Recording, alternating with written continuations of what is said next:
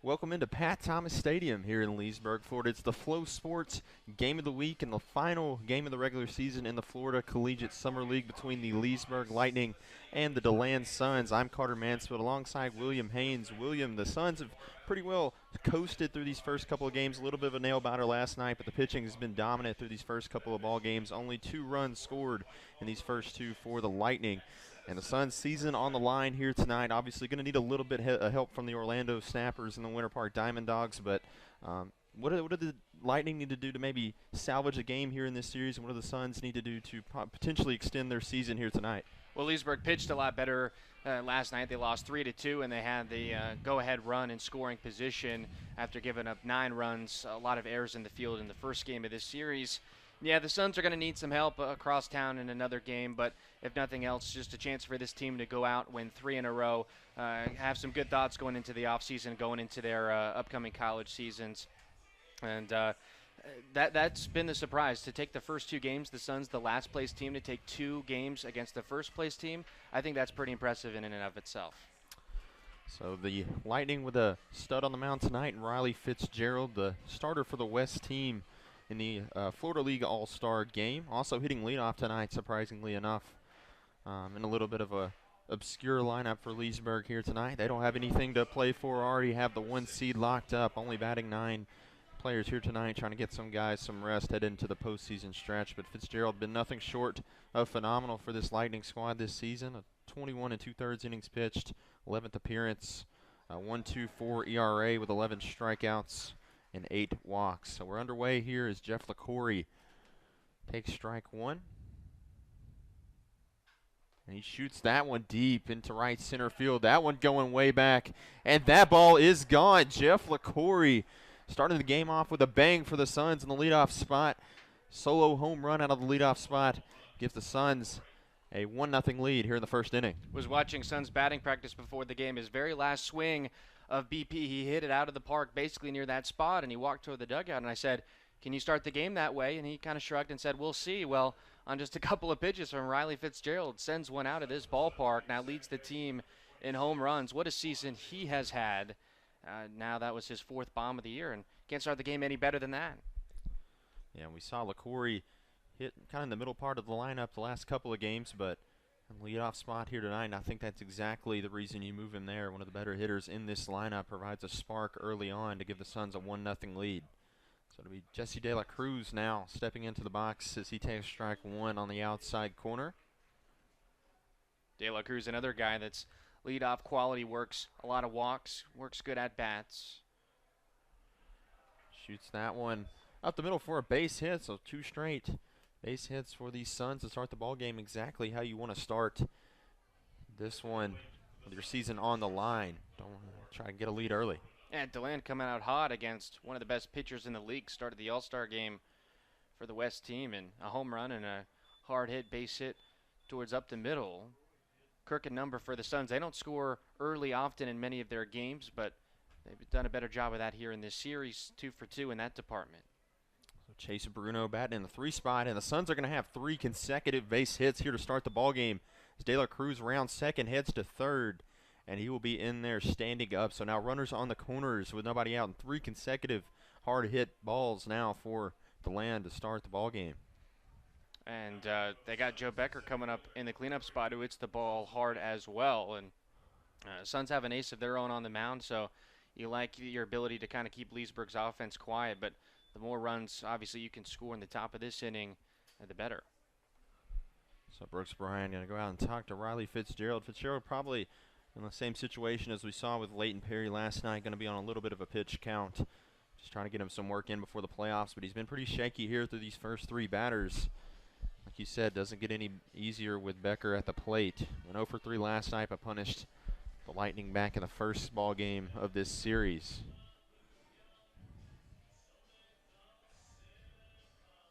So runners on the corners now, still nobody out. Cleanup hitter steps into the box.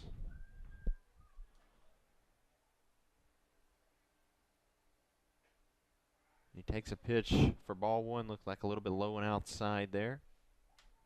Yeah, it was the pitch Fitzgerald began the game with, just trying to maybe get ahead of guys with a strike at the knees. Didn't get the call that time to Becker. Check on Bruno over there at first.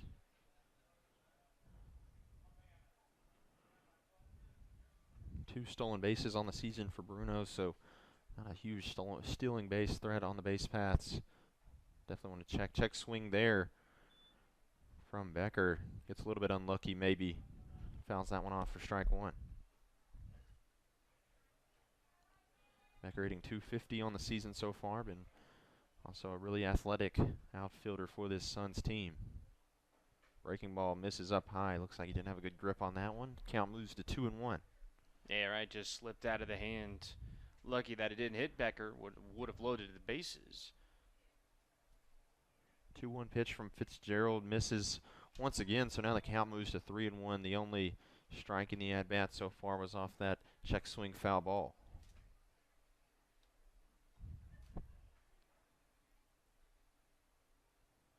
3-1 pitch to Becker, fouled off once again, so count runs full now. It's still nobody out. It's double play ball in effect right here, but for Becker, just want to keep the train moving for DeLand.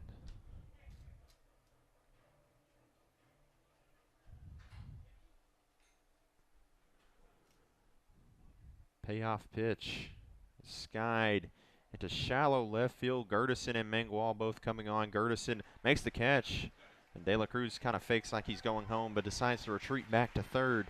So a crucial first out now for the Leesburg Lightning, as still a double play, inning-ending double play still in effect.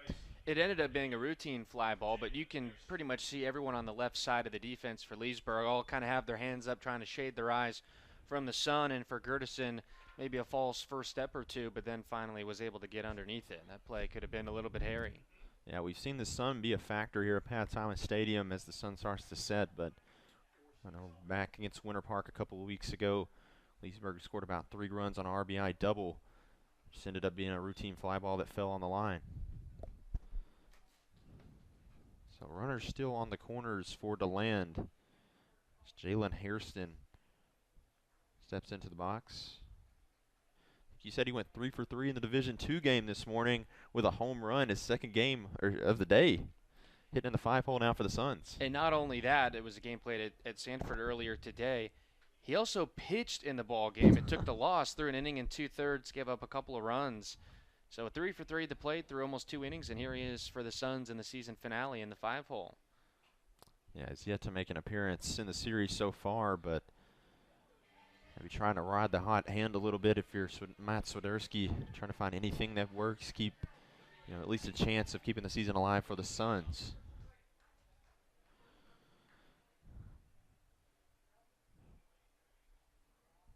So 1-2 pitch to Hairston, low and out there, so count runs even now at 2-2.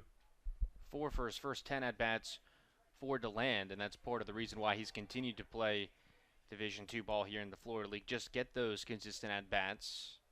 Good JUCO player from the State College of Florida and was tearing up the D2 League at the plate. He swings and misses right there, so Fitzgerald recovering nicely here after 3 straight hits to start the inning, gets 2 consecutive outs and runners on the corners, and a lot better chance of getting out of this jam with only the solo shot from LaCory. Yeah, it was his first strikeout as a Sun and had only 3 strikeouts and 30 at-bats in the Division II, so not something he does very often, so you can tell Fitzgerald a quality pitch. So to bring in Corey Robinson out of UCF, the extra hitter here tonight. He swings on and misses for strike 1. Didn't play in the ball game last night. Played a little bit in that series opener. That run rule victory for DeLand over Leesburg in what was a dominant win to open this 3-game set. He shoots that one into the left center field gap, and it's going to fall. Runner Bruno moving over to third. Robinson in safely to second. So a 2-out double scores 1 run for DeLand here. They extend their lead to 2-0 in the first inning. Yeah, big 2-out hit and not allow Fitzgerald to escape. You know, if he could have retired to the last 3 in a row, go off the mound with some confidence, but instead Robinson drives in another run. He hit the ball awfully hard to begin the year and has picked up pretty strong to close out as well. So Riley Fitzgerald, only 3 earned runs given up all season in 21 2/3 innings pitched coming into this ball game. Already 2 here in the top of the first inning. Kinsey Macombe steps into the box. Featured on SportsCenter here a week or 2 ago. Yeah, robbed a home run with a catch in right field. One of the most athletic players in the Florida League, I think you could easily say, and he's been effective as a hitter as well. That one lined straight to Hector Mangwal at short. Macombe put really good wood on that one. And Mangwal handles it for out number 3. So 2 runs on 4 hits for the DeLand Suns as they take a 2-0 lead headed to the bottom of the first. This is the Flow Sports Game of the Week. We'll be right back.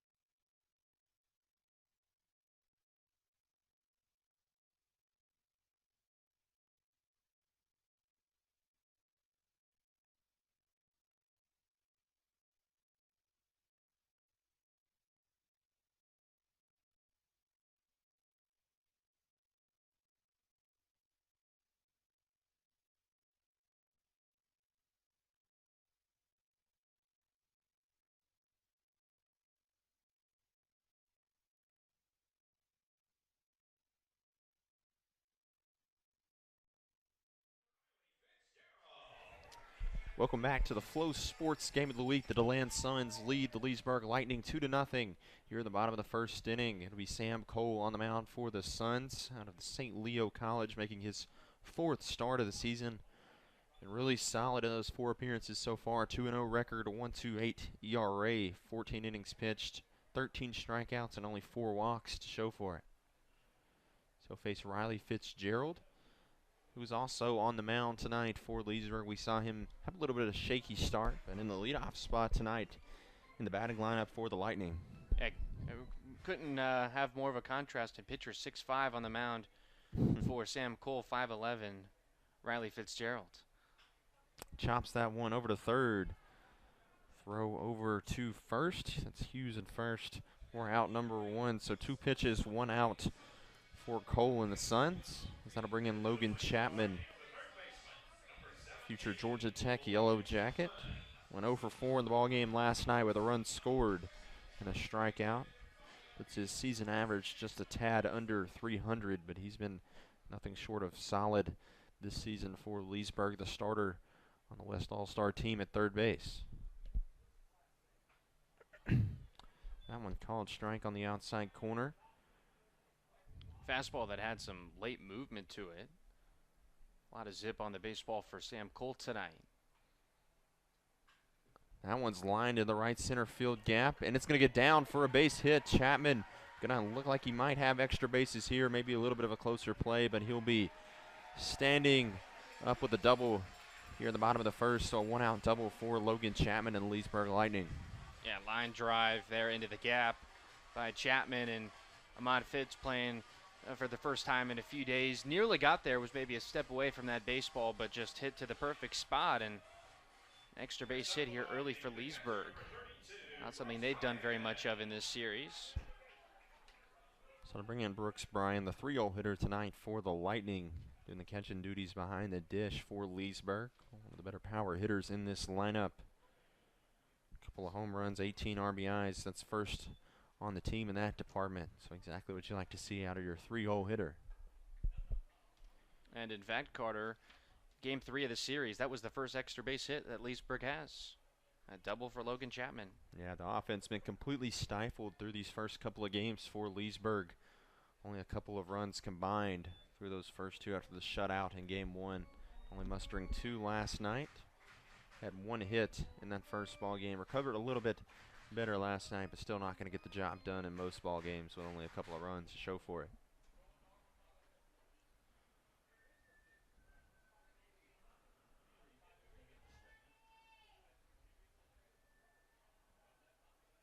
One pitch to Brooks Bryan. Beautiful breaking ball there. A called strike 2.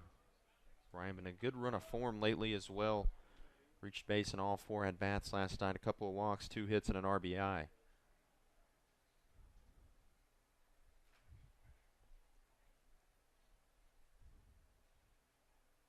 1-2 pitch to Bryan. Shot into left field. Looks like it may be a tough play, but LaCory will come on and make the play in the sun for out number 2. So a couple outs now with a runner still in scoring position for Leesburg. Smart man, he's got the sunglasses on, it looks like. Too many times you see they lose the ball in the sun with the sunglasses sitting on top of their head. So put them on, they'll help you out. That's why they're there. And LaCory making the play look easy. Bring in Drew Leidenbach out of North Florida, the right fielder, here tonight. 2 for 3 in the ball game last night with a run scored, hitting .292 on the season. Another all-star in this Leesburg lineup. He shoots that one opposite side over to De La Cruz at second, flips over to Hughes at first, and that's out number 3. So 1 hit, no runs scored for Leesburg in the bottom of the first inning. DeLand still leads this one 2-0, headed to the top of the second. We'll be right back here on Flow Sports.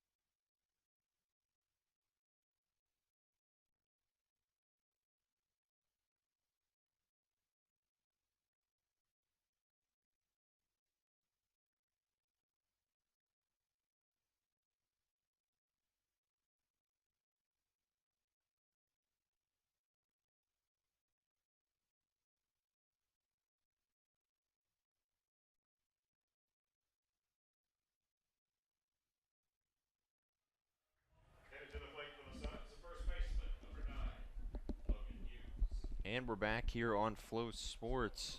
Flow Sports Game of the Week between the DeLand Suns and the Leesburg Lightning. DeLand up 2-0 here as we start the top of the second inning. Looks like we're having a little bit of discussion between Suns head coach Matt Swiderski and the umpires, delaying the start of the inning a little bit.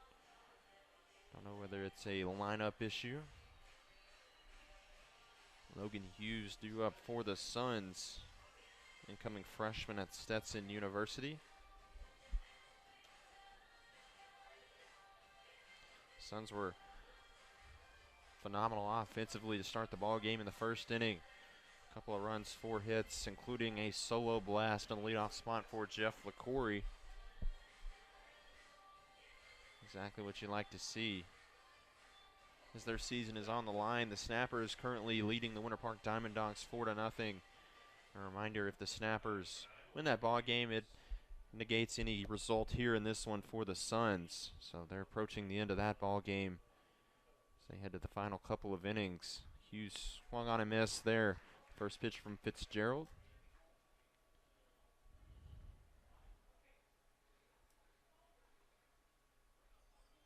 Hughes 0 for 3 in the ball game last night, hitting .239 on the campaign so far. He said one of the youngest players in the Florida League. He's been really solid for this Suns lineup at first base. That one up high, 2-1 now to Hughes. And a great experience for him before he even begins his college career. This is his 23rd consecutive game, and it's not something a lot of guys get at 18 years old. To play them, I mean, he's been playing 4, 5, sometimes 6 games a week. This final stretch, basically 7 games in 7 days. 3-1 pitch taken for strike 2, so full up now. And it seems like the guys who signing out of high school that are coming to play in the Florida League have all been very successful and started to really develop as the season's gone along and gotten better. As Hughes skies that one, Fitzgerald tracking it. Caught off by Brooks Bryant at the last minute. A little bit of a nerve-wracking catch there from the backstop for Leesburg. But nonetheless, out number 1 as Logan Hughes is retired. There was that moment that definitely scares you if you're a Leesburg fan when all 3 defenders that were in the area basically all kind of look at each other while the ball's in the air. Well, who's going to go get it? And the catcher, Bryant, taking care of business there late on that play. Yeah, usually the catcher not the guy you really want coming from that awkward angle at home plate, but Brian is the one who made the catch. And Fitzgerald retires the first batter as he'll throw a strike on the outside corner right there to James Wright, the catcher out of Northern Colorado. Didn't play in the ball game last night. That one's chopped over to Logan Chapman. He throws over to first to Drew Stubbs. So quickly, after a shaky start to the ball game, Fitzgerald quickly retires 2 consecutive to start the second inning. Really impressive play by Chapman, made it look routine, and that was a ground ball that took a lot of time getting up the line and just stayed fair, but strike across the diamond to get the Suns catcher. So Ahmad Fitz, right fielder out of Florida Southern, steps into the box to round out the lineup for these Suns. Didn't play in either the first couple of ball games of the series, so making his debut in this one. He shoots that one, a hard line drive into right field, and he'll have a 2-out single. Possibly get something going here with a couple away in the top of the second. Yeah, how about that for Ahmad Fitz, wasting no time here in his return. His first game since this past Sunday. And Jeff LaCory's coming out of the game. Alex Rich will pinch hit for him here in the top spot of the lineup. LaCory definitely made an impact on this one regardless of what his future in this one is. And that solo shot back on the second or third pitch of the ball game. Get this Suns offense rolling. They are off to a 2-0 lead here in the second inning. Alex Rich, the pinch hitter. He shoots that one foul over on third base side. And you would have to assume, right, that that's probably what Swiderski and maybe the umpires were talking about before this inning, because I would think so. There was quite a bit of deliberation about that, so don't know exactly the reasoning for it, but LaCory will go down in the books 1 for 1 with a homer. Not a bad day at the office. Fitz on the move, throw down, nowhere near in time from Brooks Bryan. As Fitz showing off the speed. Now that 10 spot showing his value even after missing the first couple of games of this series. 8th stolen base, now second on the team in that department, athletic outfielder.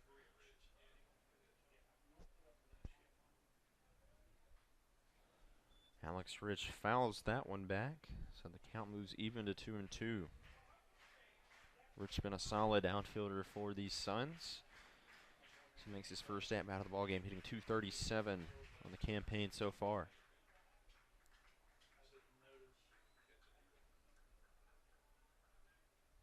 2-2 pitch. Just misses outside from Fitzgerald, trying to paint that outside corner. But not able to find it. The count runs full now with 2 away.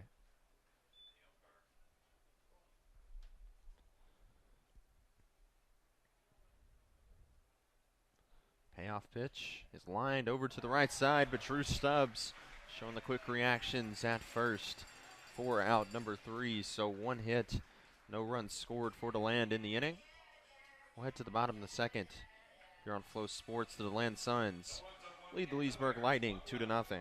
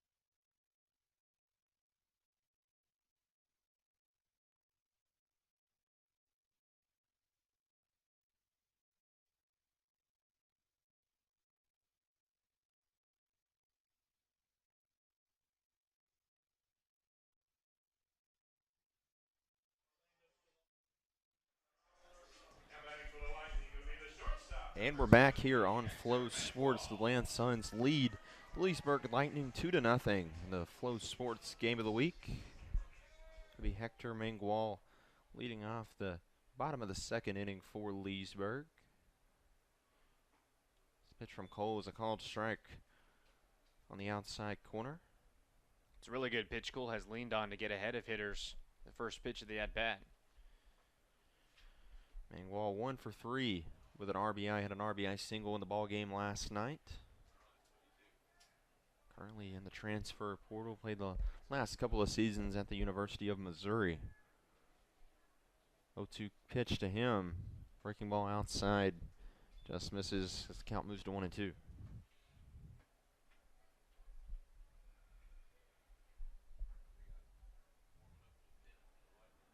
1-2 pitch. Also misses outside. Looks like catcher right wants that pitch on the outside corner to Mangual, really working that outer half of the plate.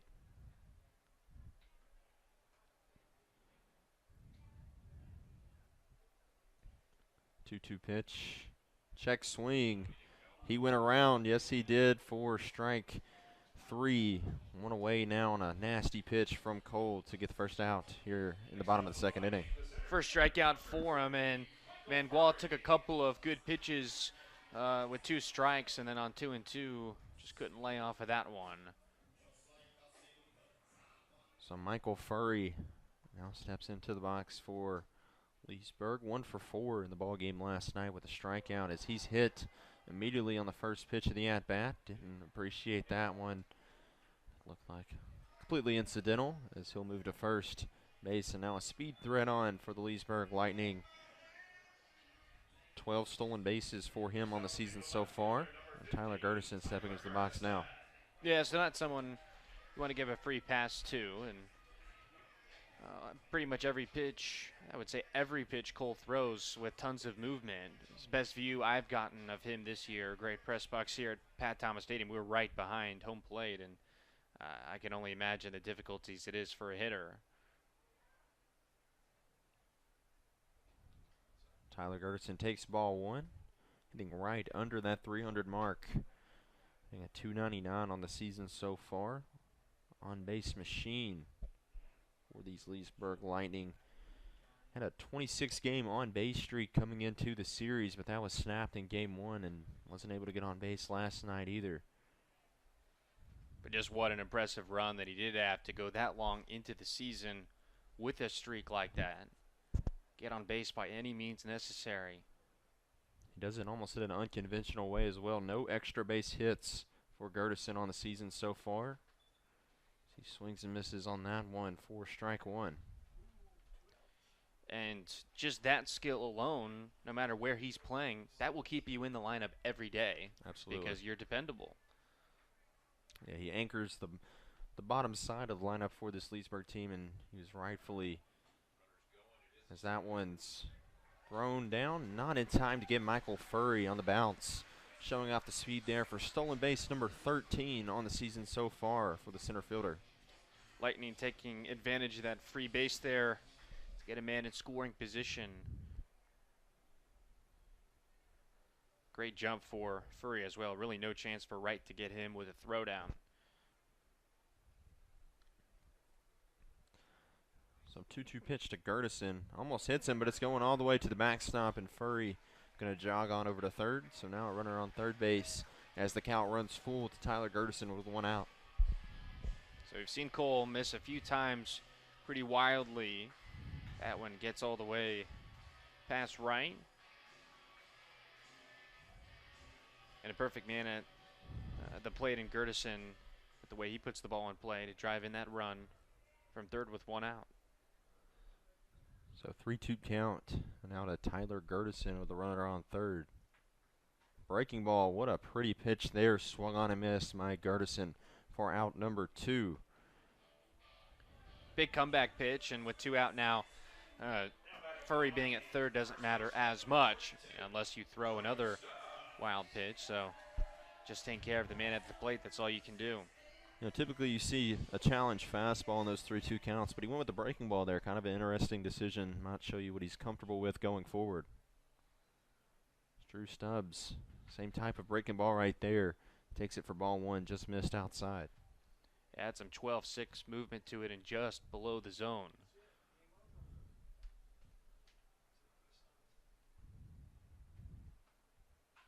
That one smashed into foul territory on the left side, and the visitors' bullpen as the kids chase that one, trying to get a free snow cone out there by the batting cage. So now counts even to Drew Stubbs at 1-1.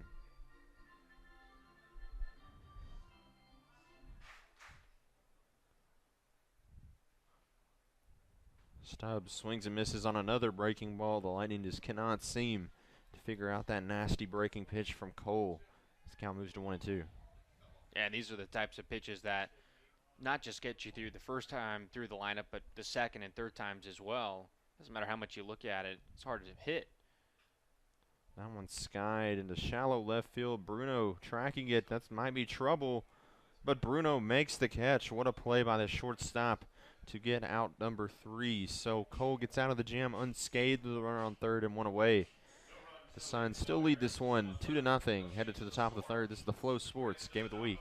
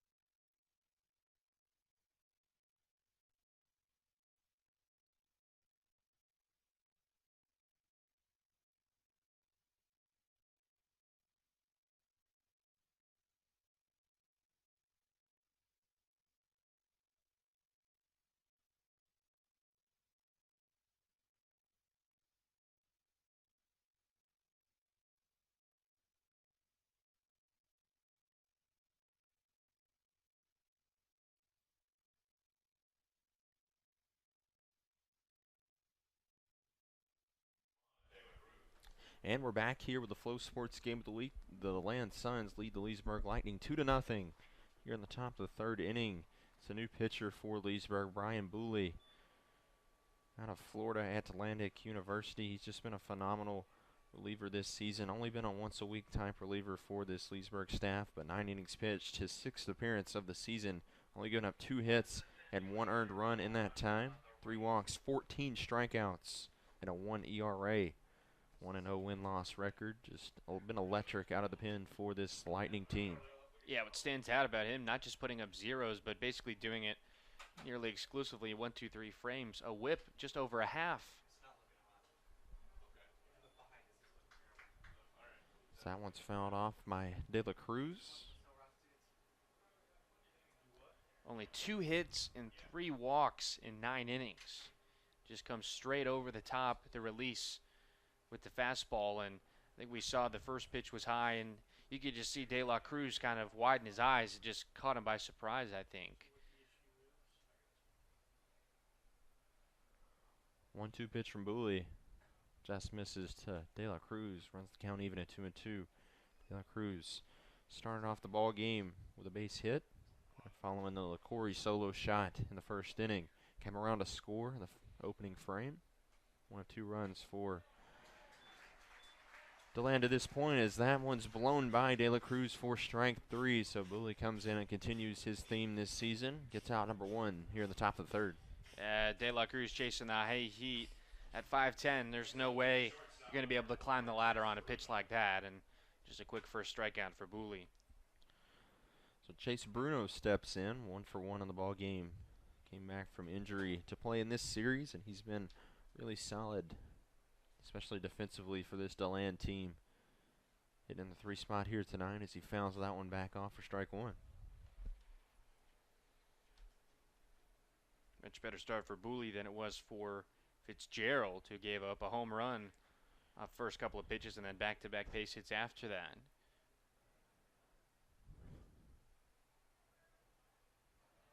Oh, 1 pitch from Booley, and you see the breaking ball right there. He's working the fastball and the breaking ball. He's a tough man to hit as the count moves now to 0-2.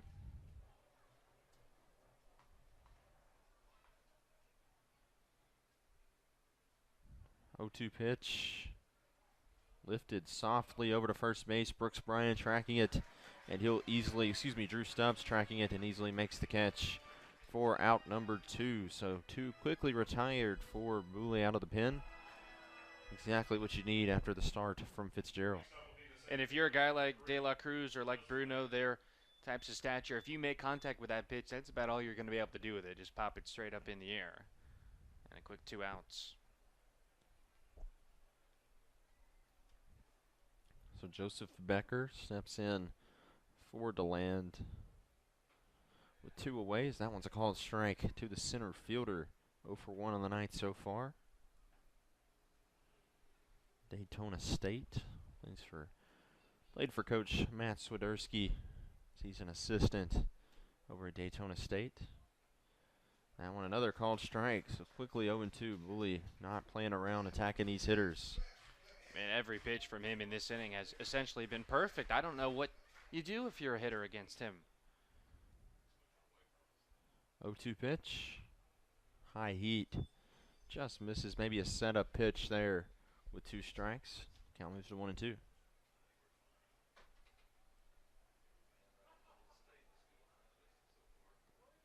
That one in the dirt. Took out the batter's box line right there. That big cloud of chalk popping up. So count now moves to 2-2 to Becker. Still 2 away. Booley looks to cap off a 1-2-3 inning. That one misses, so Becker comes all the way back from down 0-2 to run the count full at 3-2. Best thing you can do if you're DeLand, just make him work. See as many pitches as possible. That one's skied over to the left side. Chapman calling off Mangwall and Gertison. And he makes the catch for out number 3. So 1-2-3 inning out of the bullpen for Brian Booley. But the Suns still lead this one 2-0. Headed to the bottom of the 3rd inning. It's your Flow Sports Game of the Week.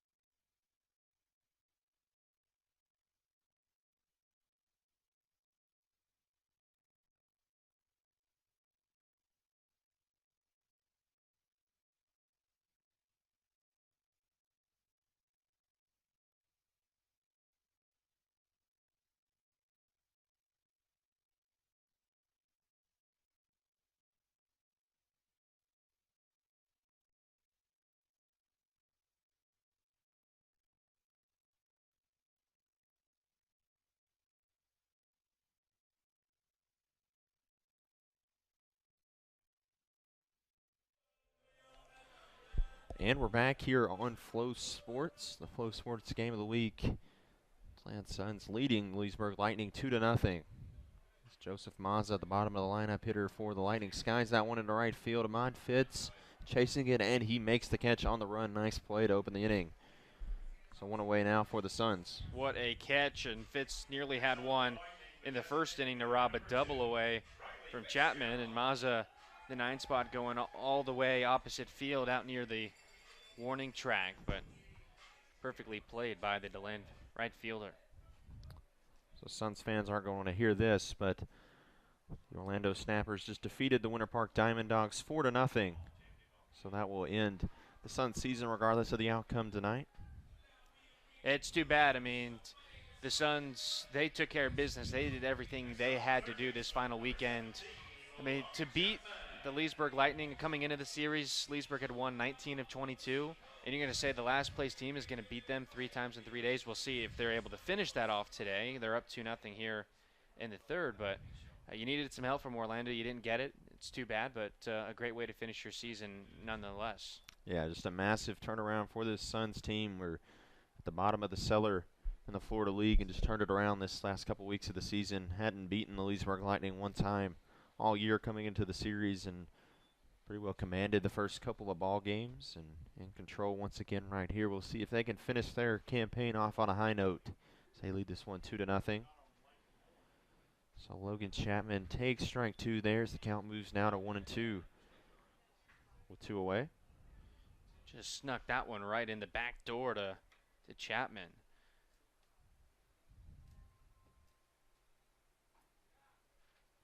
That one misses. Good 2-strike pitch. That'll even up the count at 2-2.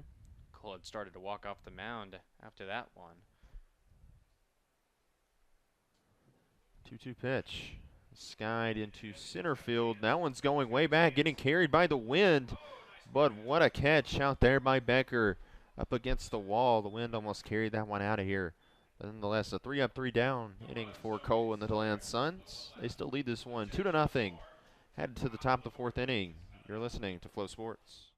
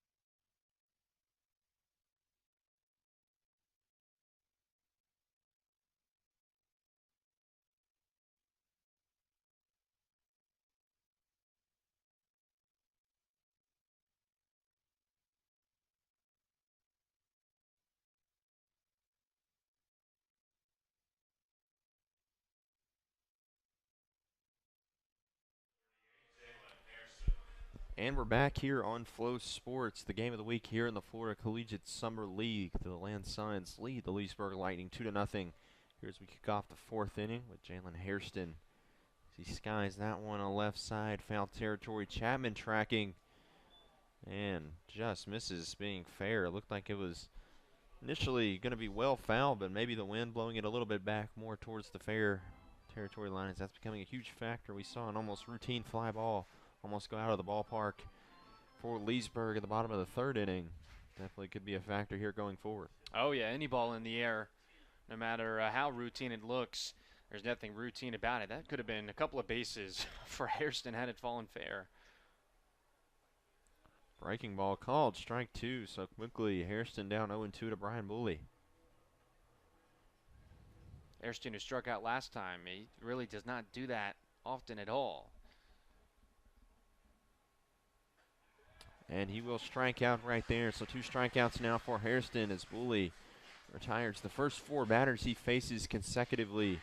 He is rolling here in the top of the fourth inning. I mean, perfect pitches all the way through. I said it in the third, and I couldn't have asked anything better from him to begin the fourth. Suns offense has fallen asleep a little bit here as of late.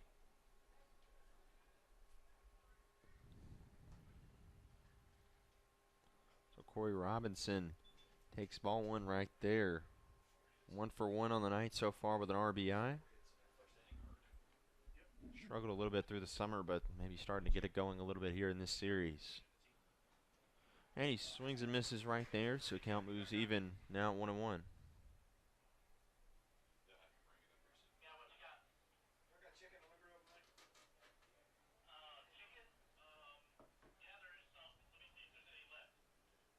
Oh, and that one hits the umpire, and he is down. Not good. I think it hit him in the leg there. Must have missed his shin guards on his protection there, and he is down and not. Looking like he's in a lot of pain right now. I think that's where it got him. Jordan Durham, home plate umpire tonight, and trainer quickly helps him up.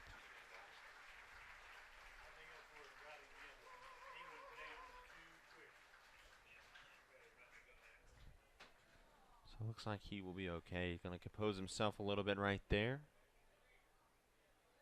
Definitely not an easy job back there behind the plate.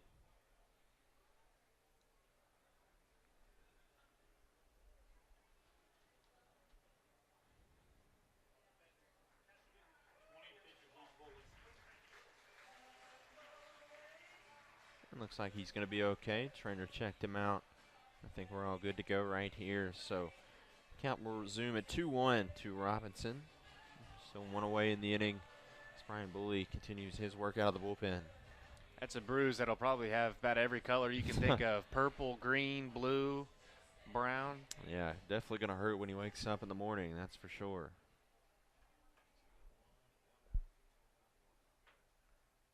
So 2-1 pitch from Booley. Broken bat skied into center field, and it's going to be a broken bat single for Robinson. He's 2 for 2 now on the night, and a 1-out single for the DeLand Suns. He'll need a new stick, but take a base hit in exchange after an RBI double in the first inning. So that'll bring in Kinsey Macombe the second. 0 for 1 on the night so far. Looking to get it going now with a runner on base for DeLand.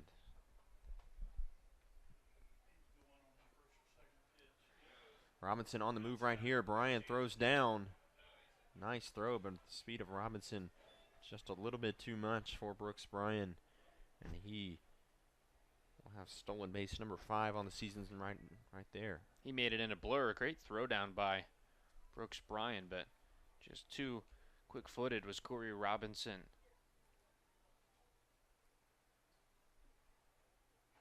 Outside corner, beautifully painted pitch. The count now moves to 1-1 to Kinsey Macombe.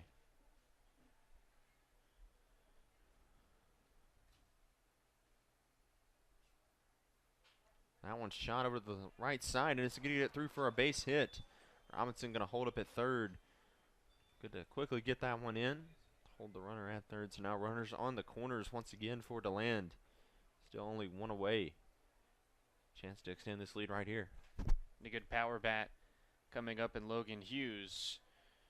Impressive for DeLand after going down 4 in a row against Brian Booley after he came in the game as a reliever to, I mean, neither of those base hits were really squared up or hit all that well, but sometimes you just get it through, and that's what counts.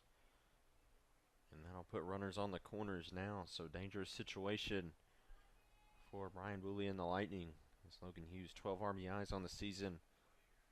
Check on Macombe over there, a little bit of a close play, but he's back in safely. Suns have already stolen 2 bases in this game, and Macombe, one of the fastest players in the league. Yeah, 5 stolen bases for him on the season as Logan Hughes swings and misses there. Big swing and a miss for strike 1.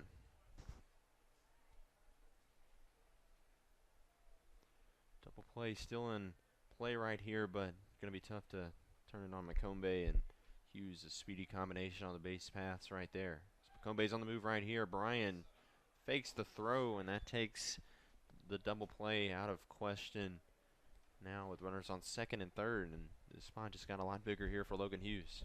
Yeah, that was big for Macombe to get into scoring position, and really now if you're Hughes on 0-2, just making contact is the priority with infield now coming in.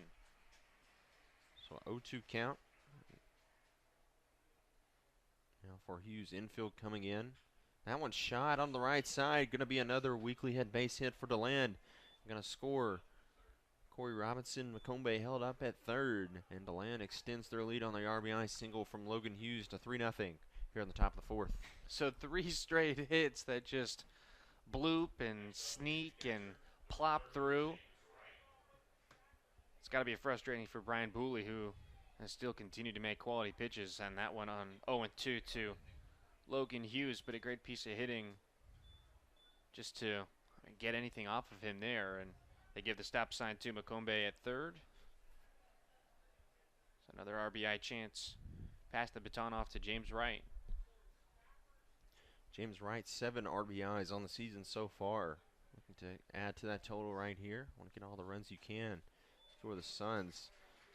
As he swings and misses right there for strike 1. A little bit of a better chance to turn the double play with Wright at the dish than he had with the combination of Hughes and Macombe, but Hughes going to be on the move right here. But that ball is fouled back for strike 2, so quickly 0-2 now on Wright. Hughes had a great jump there. That was before Booley even went into his motion, but foul ball will nix that.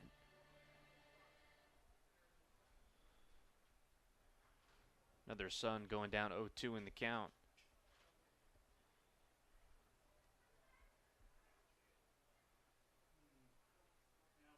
Oh, 2 pitch, breaking ball, just, oh no, called strike 3 on the inside corner. Jumped the gun a little bit right there, but nonetheless, a huge out number 2 from Brian Booley. Yeah, third strikeout for him at breaking ball. You never quite know where it's going to end up, but just getting a little inside sliver to the right-handed bat of James Wright. But great 10-hole hitter to have Ahmad Fitz stepping in, righty on lefty, and already does have a base hit.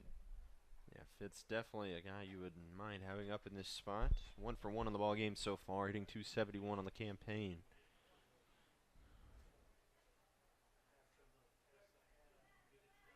$12 RBIs so far. Playing right field tonight for the Suns. That one just misses up top. The count now moves to 2-0.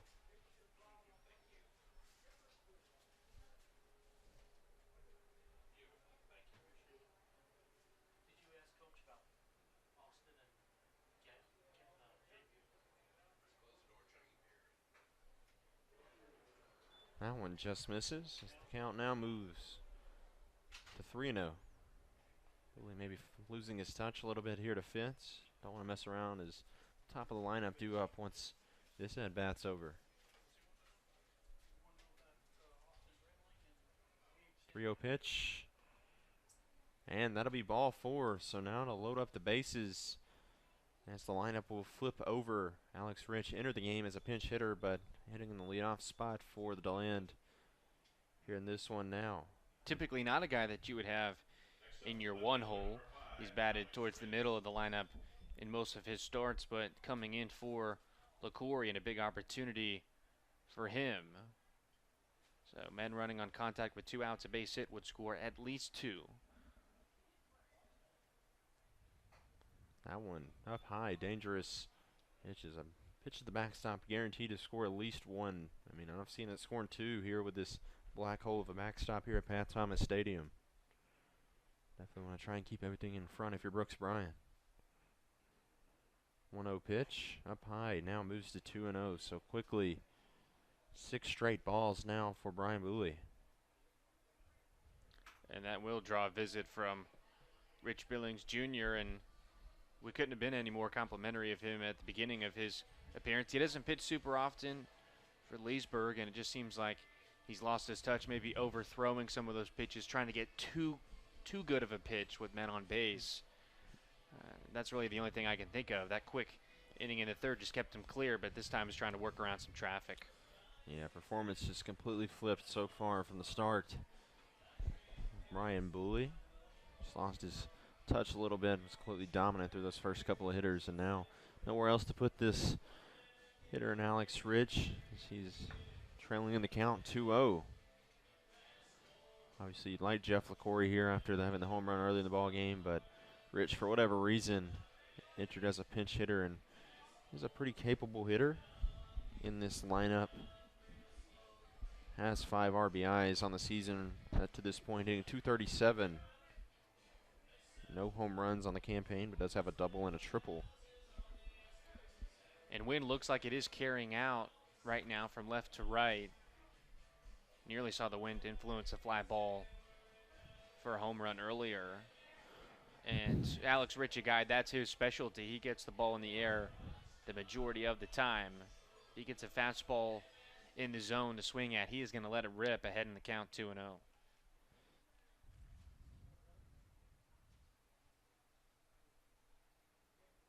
So 2-0 pitch is fouled back. Good recovery pitch there from Booley. Did not want to fall down 3-0 in that at bat, so count now moves to 2-1. And then for Rich, that was his shot. You saw he was geared up for it and just fouled it back.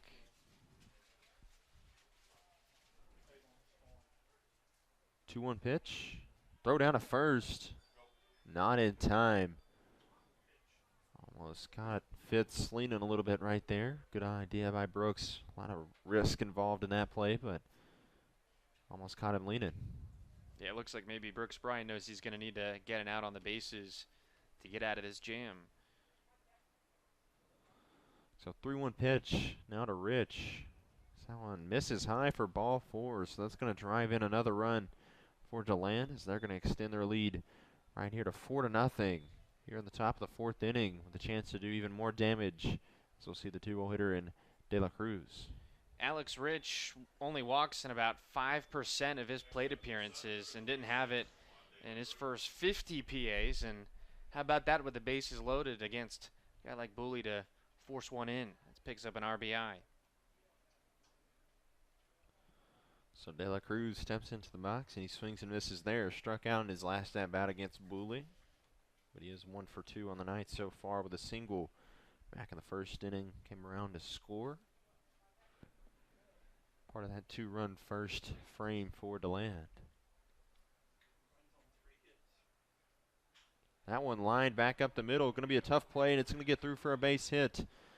1 run scores. Fitz on the move to home, and he'll be up in standing. So 2-run score for DeLand on the RBI single from De La Cruz as DeLand extends their lead now to 6-0. Another base hit for De La Cruz. He's been great in the 2 spot tonight. Really great lineups all throughout this series for DeLand. Seems like the perfect guy coming up in the perfect situation, and it's been a really good Leesburg pitching staff. You just look at their numbers coming into this series, but they've been hit around, and now a dominant 6-0 lead for the visitors. So things going from bad to worse now for Leesburg as they trail 6-0. Runners still on first and second. More opportunities for DeLand to do some damage as that one's fouled back by Chase Bruno. He's 1 for 2 on the night so far. Had that single back in the first inning.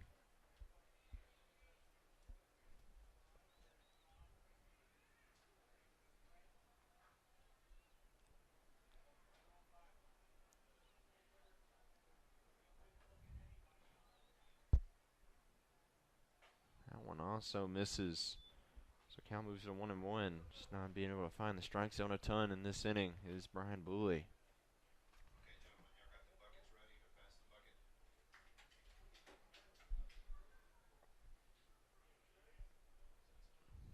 1-1 pitch.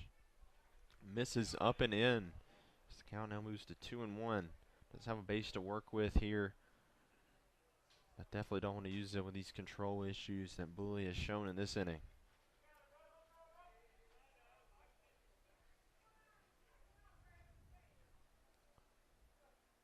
2-1 pitch also misses outside. That one, good frame, good work to try and get his pitcher a pitch right there by Brooks Bryant, but definitely outside as that count now moves to 3-1.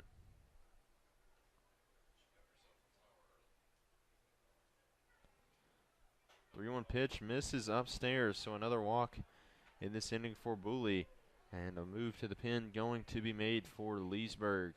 So the bases loaded, 2 outs, and a chance for DeLand to extend their 6-0 lead here in the 4th inning.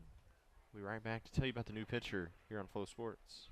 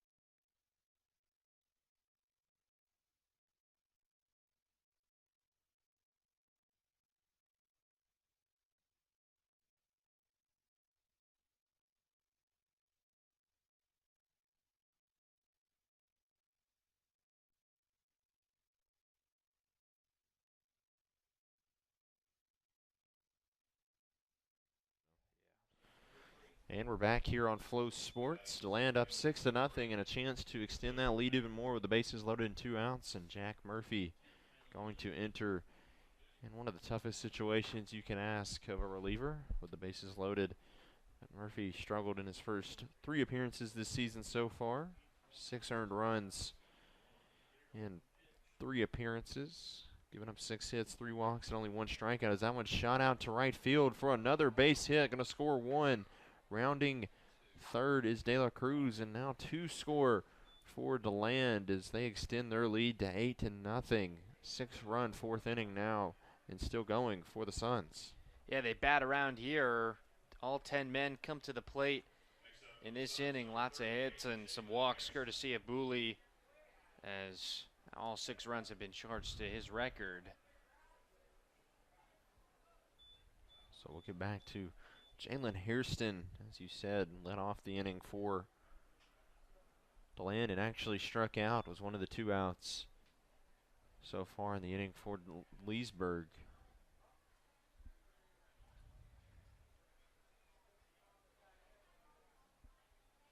Scored 6 runs ever since that strikeout. It's been a dominant inning for DeLand. There's another swing and a miss there. Quickly moves the count 0-2 on Hairston.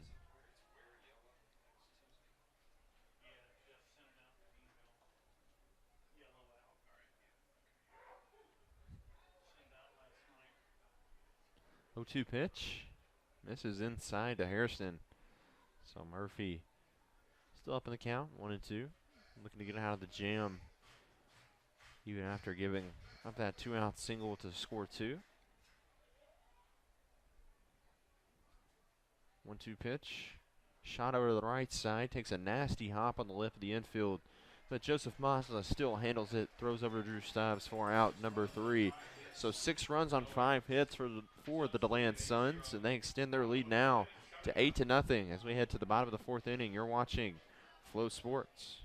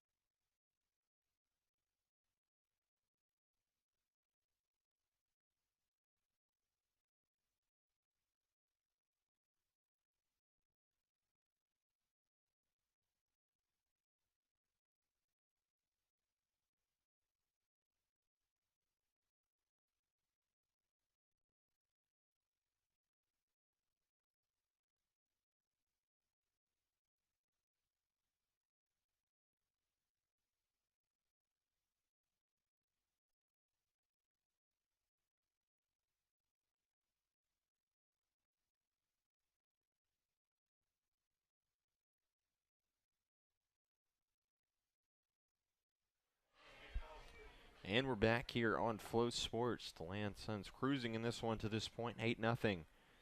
Here in the bottom of the 4th. That one skied out to center field. Becker tracking. And he'll make the catch. So 1 pitch, 1 out for the DeLand Suns. Yeah, prototypical shutdown inning opportunity for Sam Cole. Your offense just put up a incredibly crooked number in the top half and a chance against the heart of the Leesburg lineup to shut them down going into the 5th. Man, Sam Cole has been nothing short of stellar for the Suns. Yeah, just a shutdown performance against this Leesburg offense, who has been completely dormant in this series, for lack of a better term. We're shut out in a 1-hit effort in the opening game of the series, and only 2 runs last night in the loss. Once again, only 1 hit here at the bottom of the 4th inning. Still no runs to this point, so looking to generate some offense, and it can kind of be, like we said, nothing really to play for the Lightning in this series, but maybe slowing up the momentum a little bit as well can be a dangerous game to play right there for the Lightning between resting starters and killing momentum.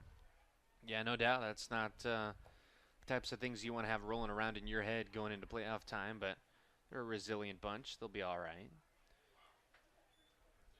That one misses as the count moves to even at 2-2. When you start a season 2-6 and finish as well as you do, I think a team like that is capable of anything. Absolutely. So that one moves outside. Count runs now to 3-2. Not a lot of deep counts for Cole. Very efficient pitch count for him. Just at the 40 mark here in the 4th. Payoff pitch is chopped over to third base. Throw, and it's just absolutely skied over Hughes at first. As Leinenbach going to move into second, and he'll hold up there at second base. So the throwing error Moves Leidenbach into scoring position now with 1 out. Yeah, not on target, but you could see the rocket for Hairston. We said he pitched in a D2 game this morning and hit a home run in that ball game as well. So that one just getting away, but gets a man at second base. Yeah, and he's just, like you said, until he pitches, a ton of velocity on that throw across the infield, but definitely missed high. So he's trying to get the speedy Leidenbach at first. Not going to work as he'll end up taking 2 bases. Huge chance now for Hector Mangual and the Leesburg Lightning to capitalize, start to chip away into this DeLand lead. That one swung on a miss for strike 1 to Mangual. 0 for 1 on the night so far. That one a called strike, so now moves to 0-2 on the Lightning shortstop.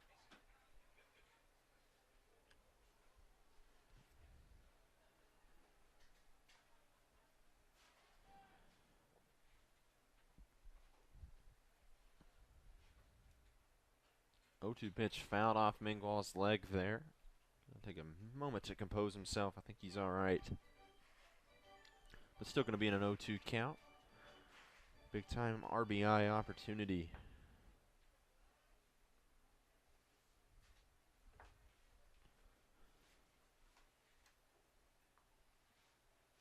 Another 2-strike pitch is skied over to the right side. Looks like it's going to get out of play, and it will.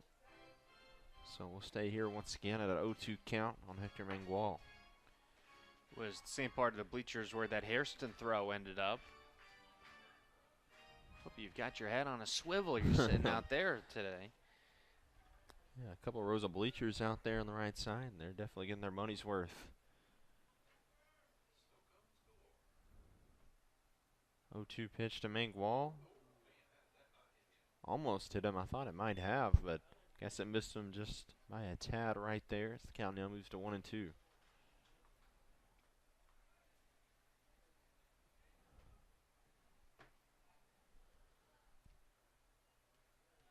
1-2 pitch. Shot over to the left side. Hairston fields it on the move. Makes another throw, but this one is right on target after the earlier throwing error that put Leidenbach at second. So out number 2 now for DeLand. Cole hoping to get out of this jam unscathed and finish his 4th inning. Still the Lightning scoreless. That time a textbook play at the hot corner for DeLand. At first, collecting the ground ball, looks over the runner at second to make sure he stays, and then perfect throw over to first. So 2 away for Michael Furry.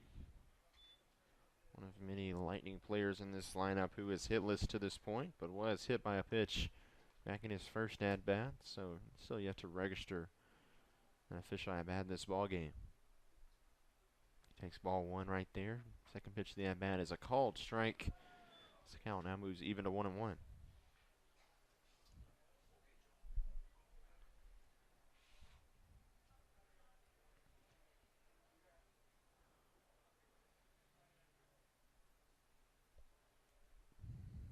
1-1 pitch from Cole. It's a called strike on the inside corner that time, so Cole did a really good job of working that inside and outside half, not leaving anything over the plate for these Lightning hitters to do any damage with.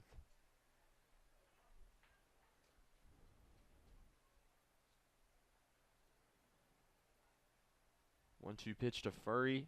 Misses, but gets away from right behind the plate. So Leidenbach will move into third. Still 2 away though, so Furry most likely gonna need a base hit. Drive in Leidenbach at third and get the Lightning on the scoreboard.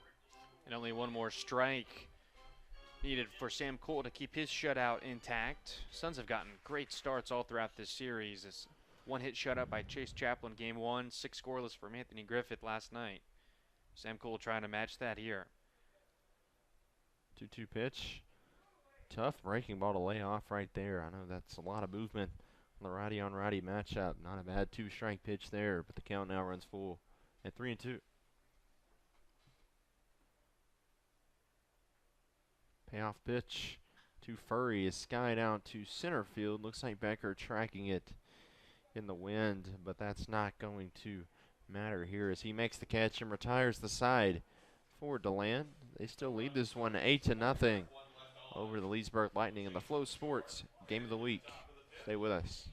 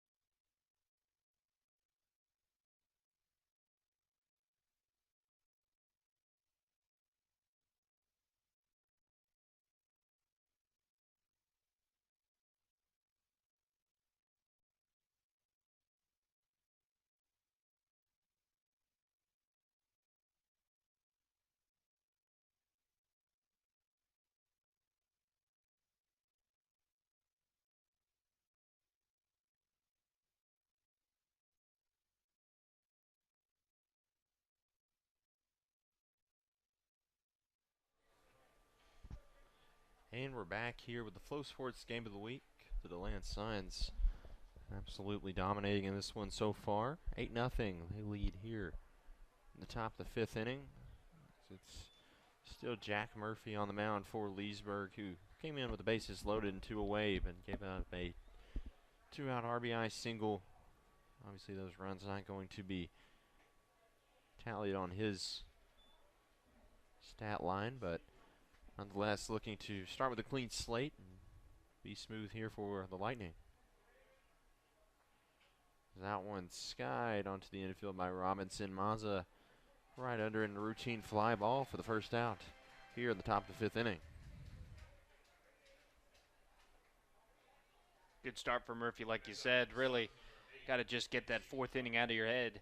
It's not your fault you gave up a base hit, scored a couple of runs, but they weren't your runners, and just try and have a good outing for yourself here. Might be the last time he pitches this year, just depending on how the playoffs go. So always try and go out on a high note. That'll bring in Kinsey McCombe, second. 1 for 2 in the ball game so far. Runs scored back in that big inning last time around. That one shot out to right field. Looks like Leinenbach, that one went a little bit farther than I thought originally. Could have been carried a little bit by the wind. But Leinenbach makes the catch, so quickly 2 outs now for Jack Murphy and the Lightning.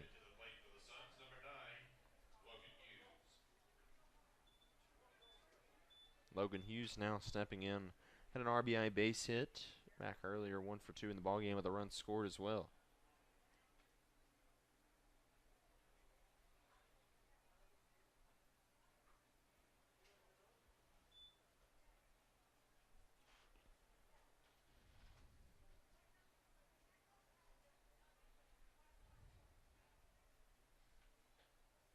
That one misses outside, so quick after a quick first couple outs for Jack Murphy. Already down 2-0 to Logan Hughes.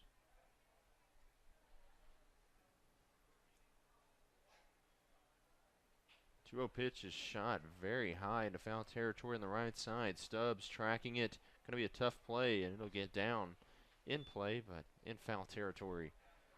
So the count moves now to 2-1 on Hughes. Yeah, Lightning players in the area, but eventually just had to give up on it too close to the sidewall, and it carried pretty well down the line as well. Tough one to track for all three of the Lightning defenders who were tracking that one, but nonetheless, the count now moves to 2-1, so don't want to mess around right here. Come right at Hughes. Try and get that third out of the inning. 2-1 pitch. Misses outside, so now 3 balls and only 1 strike on Hughes.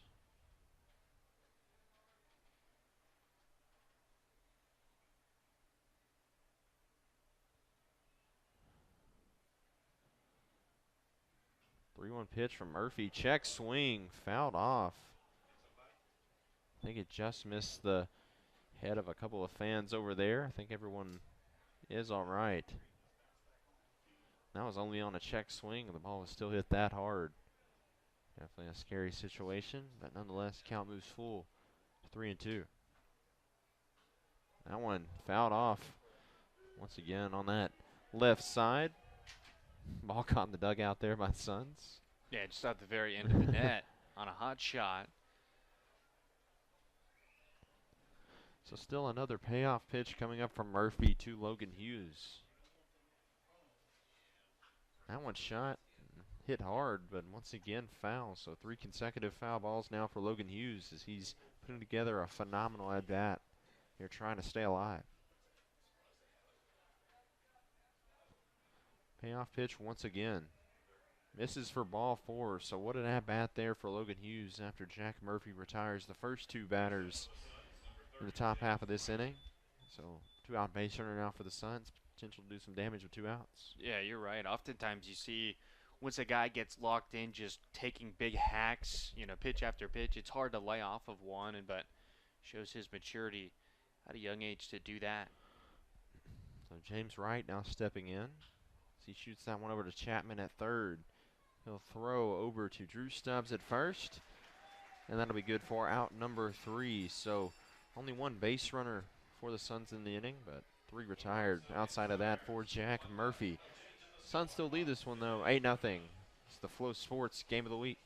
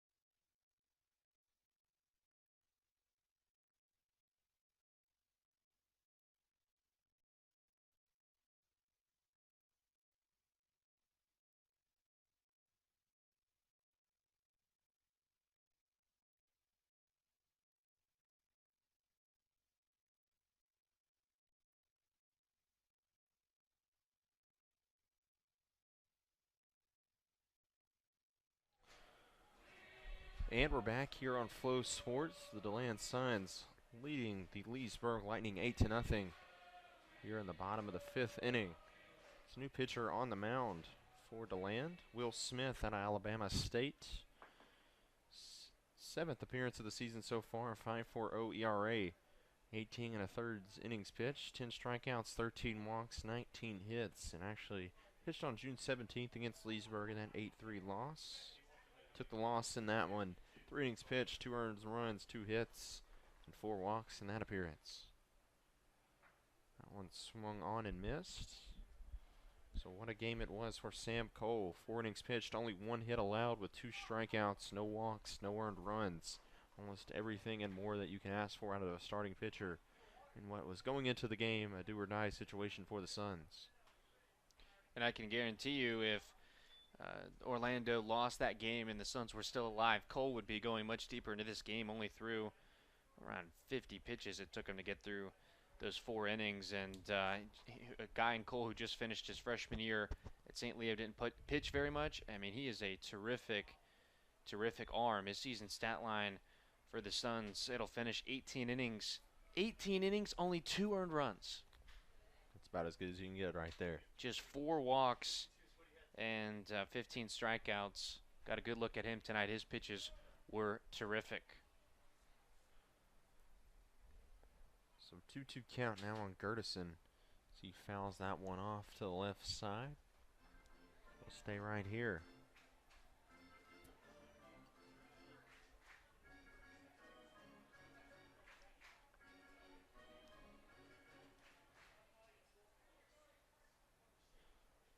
Two-two pitch once again. He is skied into foul territory. 3 Suns defenders tracking it, but it's going to hit right in front of the Suns dugout. 3 players kind of gave up on it right there, so we'll stay right here. 2-2 count to Gertison.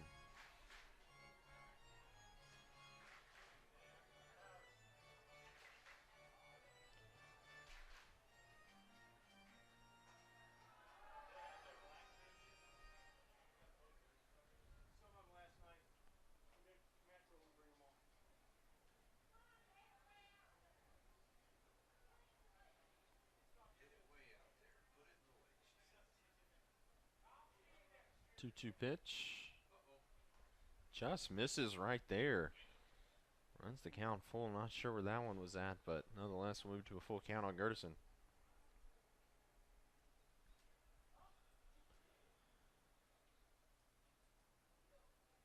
So here's the payoff pitch. And that one is swung on and missed by Gertison. Put together a really good at-bat, though. 8 pitches to welcome Will Smith into the ball game out of the bullpen. Still 1 away for the Suns. Yeah, Gerson swung at ball 4 there, 0 for 2 with a couple of Ks. Now in the game, not a great series for him. We talked about his great run earlier this year. Seems like the whole Leesburg team is just having an off couple of days. Just how it goes. So 1 out now for Drew Stubbs. 0 for 1 on the ball game so far, as are many in this Leesburg lineup. He shoots that one over to the right side, but it's going to get foul a couple of feet outside of that line. So he'll be down 0-1 now.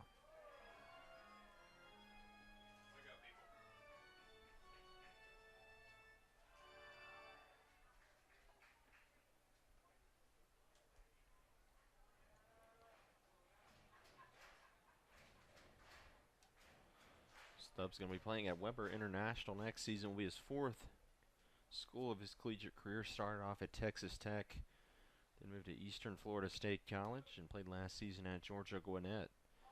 He swings and misses right there as the count now moves to 0-2.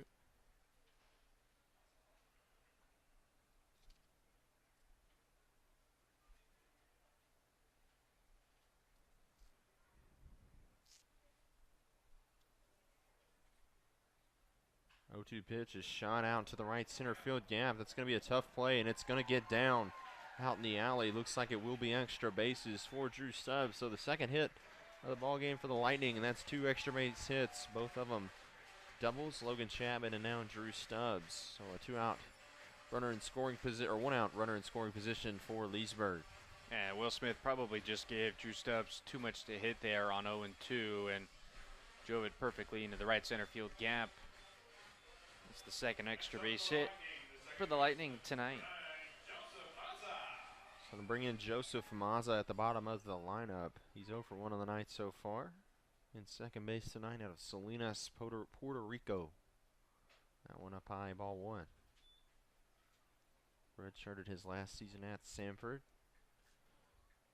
A player that's really developed a lot as the season's gone along, really progressed well. After maybe knocking off the rust a little bit, it's not playing baseball with live at-bats in over a year.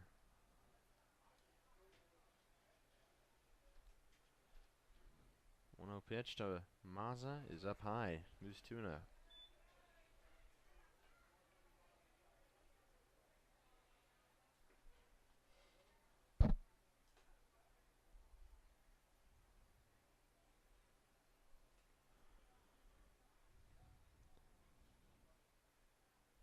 2-0 pitch. Once again, this is up high. So count now 3-0, 3 straight balls from Will Smith. Lightning looking to start maybe chipping away just a tad bit, at least here. And this is as good as an opportunity as you're going to get to start chipping into that Suns lead. That one misses for ball 4, so 2 consecutive base runners now for Leesburg. Puts him on first and second as the lineup flips over for Riley Fitzgerald. So Smith left too much over the plate on 0-2 and then nothing close to the zone in 4 pitches to Joseph Mazza, and lineup turning over with a couple of men on. So that'll bring in Riley Fitzgerald. Started the game on the mound, now moving to that designated hitter spot. So I'll try to drive in a run potentially here with only 1 out.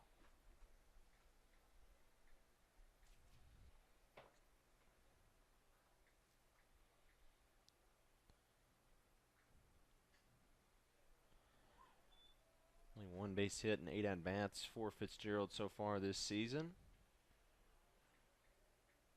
Has a start in left field, but all the other appearances have come in pinch hitter roles, pinch runner roles, or in the extra hitter spot in the lineup. So that one misses. This count moves to 1-1.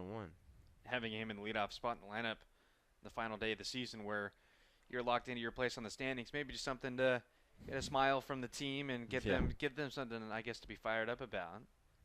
Well, he came in to pinch hit. I think it was against Orlando last week in a run rule victory there and got the walk-off hit. His only hit of the season so far, and everyone just mobbed him, poured the Gatorade on him, all that kind of stuff. So that was pretty good to see. Still his only base hit to the season to this point, but nonetheless it was really exciting. Just drove it down the line in left field for an RBI double. That one misses 3-1. It's a lot better than most pitchers can do. Suns pitchers took BP for the first time this season because they threw their first shutout in this series, and just a whole lot of nothing. You'll never see anyone's eyes light up quite like a pitcher who finally gets to step in the box. So that one misses for ball 4, so Fitzgerald draws a walk and loads the bases up for Logan Chapman, who is second on the team in RBIs and already has an extra base hit here tonight. I think Matt Swiderski realizes that. So he's going to come out and meet with Will Smith, just maybe trying to limit the damage. Obviously, you have a lot of deficit to work with right here. A big gap between these 2 teams on the scoreboard at this point. Nobody warming up in the bullpen just quite yet. Looks like some movement down there to maybe start getting loose, but Will Smith going to ride it out right here. The heart of the order coming up, and opportunity for a ton of damage to be done for Leesburg, and a big inning could get them right back in this ball game. I think Swiderski just telling them, get that double out of your mind and just come back and start attacking these hitters again. Back-to-back walks. Pitching around these guys isn't going to do you any good in an 8-0 game with Leesburg just needing base runners. So try and just draw some contact here. So with only 1 away, bases loaded for Logan Chapman.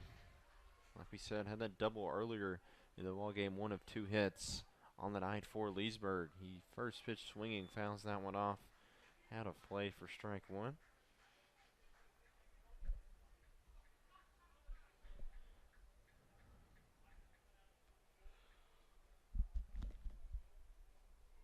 Chapman leads the team in at-bats as well, so just been a workhorse at the hot corner for this Leesburg squad. We've seen the arm defensively really solid in that aspect as well. Only 2 errors on the season in 28 games. That one misses up high, so Smith trailing in the count once again. He's down 2-1 to Logan Chapman.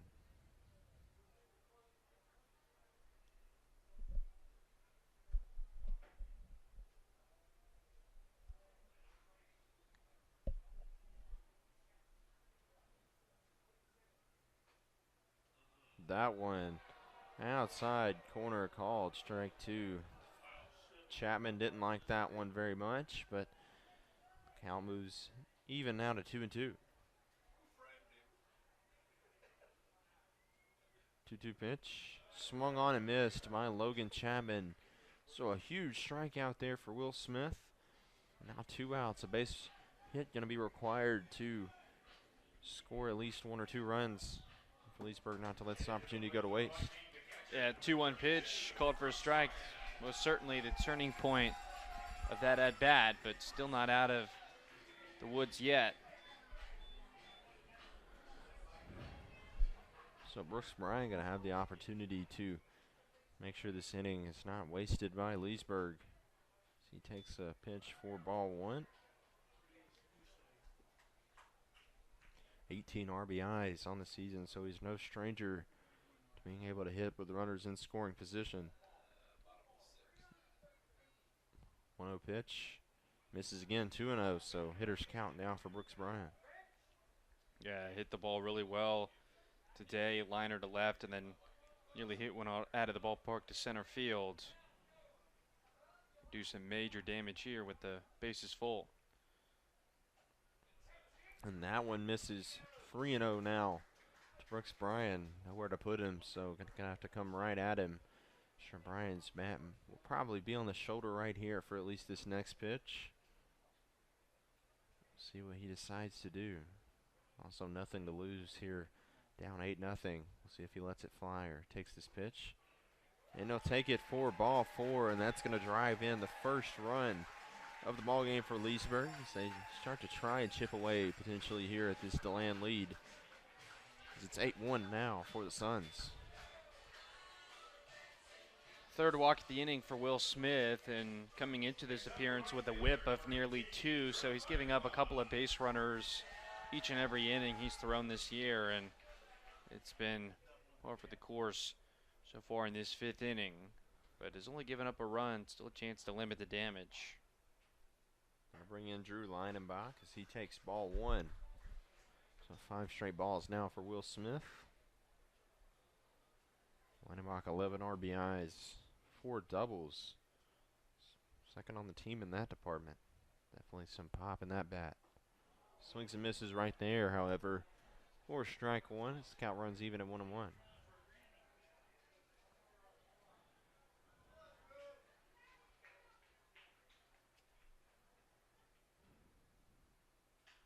That one shot over to the right side. Looks like it's going to get out of play, and it will. So Smith getting ahead here, 1-2 now to the Lightning right fielder.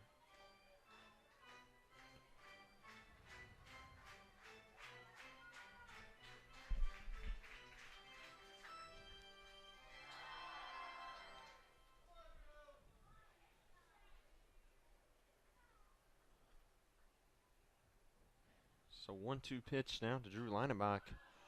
Skied once again. Out of play, just missed it, trying to be maybe a little bit protective at the dish with 2 strikes. Fouls that one off, back out of play. 1-2 count still.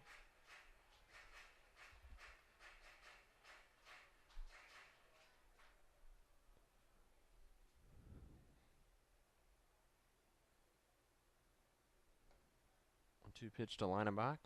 Upstairs, 2-2. So Leinenbach working a very long at bat, making Smith work here to get the final out of the inning.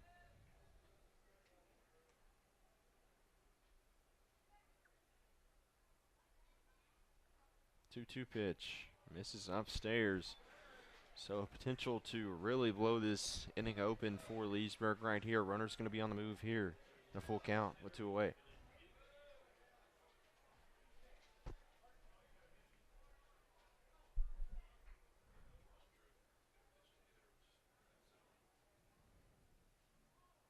Payoff pitch.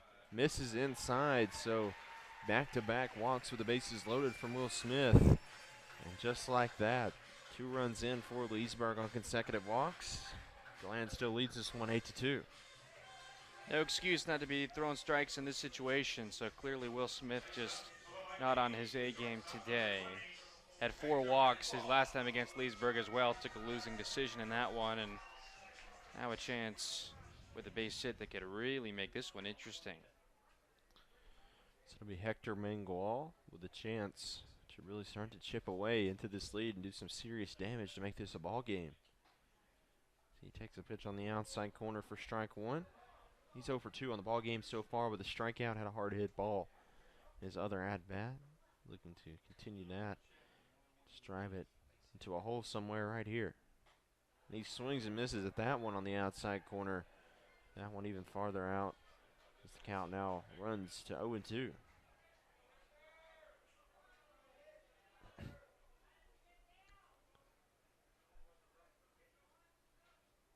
0-2 pitch. Is swung on and missed by Hector Mangual for strike number 3. So a 3-pitch strikeout for Will Smith. Does, however, give up 2 runs on consecutive walks with the bases loaded. That cuts into the Suns' lead. They still lead this one, though, 8-2. Flow Sports Game of the Week. We'll be right back.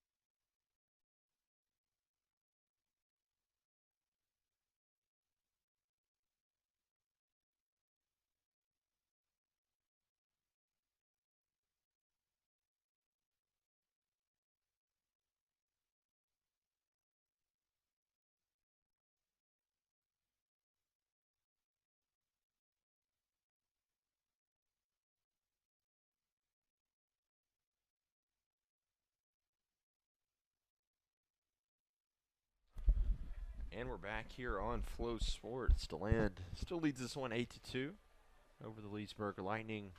And starting to chip away maybe a little bit, however, it's a couple of runs in that last inning. So it'll be Ahmad Fitz leading it off for DeLand here in the top of the 6th. That one chopped up the middle, make all of the diving effort, but unable to get to it. So it'll be a leadoff base hit for Ahmad Fitz and the Suns. He's reached base all 3 times in that 10th spot of the lineup, and he's got a stolen base as well, so perfect spot for him in the order to have it turn over. So Alex Rich stepping in now.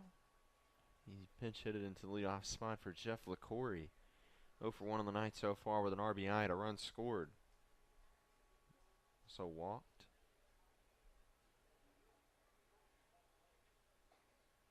Called strike 1 right there. Saw Mod Fitz steal a base earlier in the game. He's definitely capable of doing so. Almost serves as a second leadoff hitter at the bottom of the lineup for the Suns with the speed and contact combination he brings to the table. So that one misses, 1-1.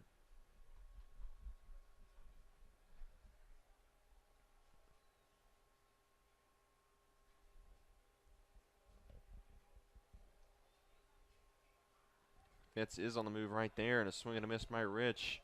Fitz on the move towards third now. Throw down from Brian is off target. So Fitz was on the move to second right there. Went ahead and swiped third on the wild pitch. Heads up play there by Ahmad Fitz. So swinging strike there by Rich. And the wild pitch results in Fitz swiping, going from first to third. And now Rich can pick up an RBI on an out potentially. Infield moving in for Leesburg. So that one misses outside, 2-2.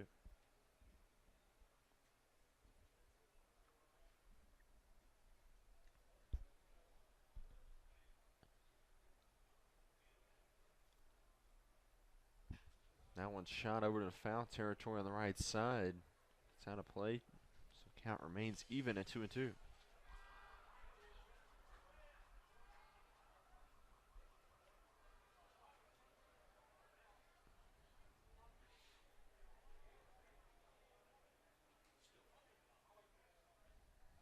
Two-two pitch.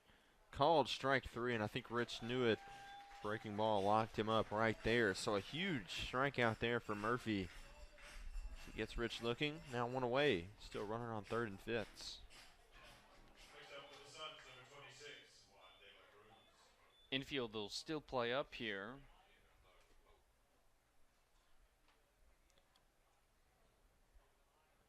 So Jesse De La Cruz, who's having himself a game so far, 2 for 3 on the night with a couple of RBIs. He skies that one to foul territory. Brian tracking it, and he makes the catch. Good job by Brian and Murphy there covering home plate. Make sure Fitz doesn't try and get any ideas right there. So 2 away now after the leadoff single, and Fitz going from first to third. Brooks Bryant has made a couple of tough plays on pop-ups from that catcher position to retire Juan De La Cruz on one pitch. That's key.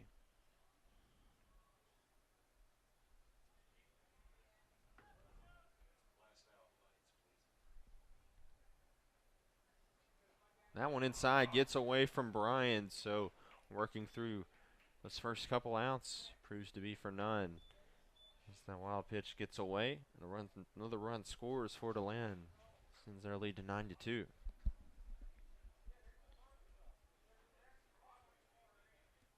Trying to get back those 2 runs they gave up in the 5th to try and put them back into run rule territory. Need an 8-run lead. Now they're back out to 7.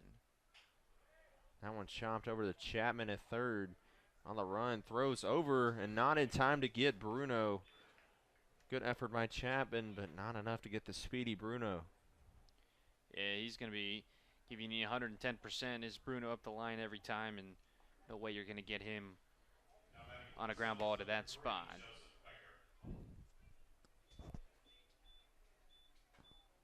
So Joseph Becker going to have a chance to extend this inning even longer for DeLand. He's 1 for 2 with a couple of RBIs so far to this point. That one misses on the outside edge for ball 1.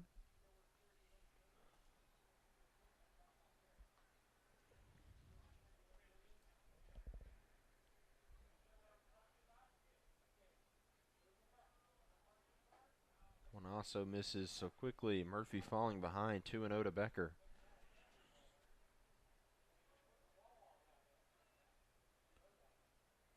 Becker will team up with Lightning first baseman Drew Stubbs next season at Weber International after spending his past season at Daytona State, where he hit .276 with 8 home runs and 27 RBIs. Also started his career at Coastal Carolina, where he redshirted there. So that one misses outside, 3-1. Got a lot of tools in his toolbox. Great defensive center fielder and a guy that can hit at the top of the lineup from the left side as well. Always a great approach at the plate. And that one misses, almost 4 misses in the exact same spot right there on the outside half. So now it'll be runners on first and second with 2 outs. Hairston steps into the box for his next at-bat. One of just 2 in the 10-man lineup that hasn't reached base yet. James Wright, the catcher, being the only other. And Hairston struck out his first 2 times. That one chopped over to the left side. Megwall dives once again, but is unable to make the catch. Play coming right here at home. Tag, and he is in there safely. Brooks Bryan looks like he missed the tag, not able to get it on in time. And a close play at the plate extends the DeLand lead. Chase Bruno comes around to score. It's 10-2 Suns. Didn't look so good there for DeLand for a moment. Looked like the throw was going to beat him, but the tag obviously not in time. And now double digits on the scoreboard for the Suns. It looks like Coach Rich Billings is going to make a move to the bullpen here.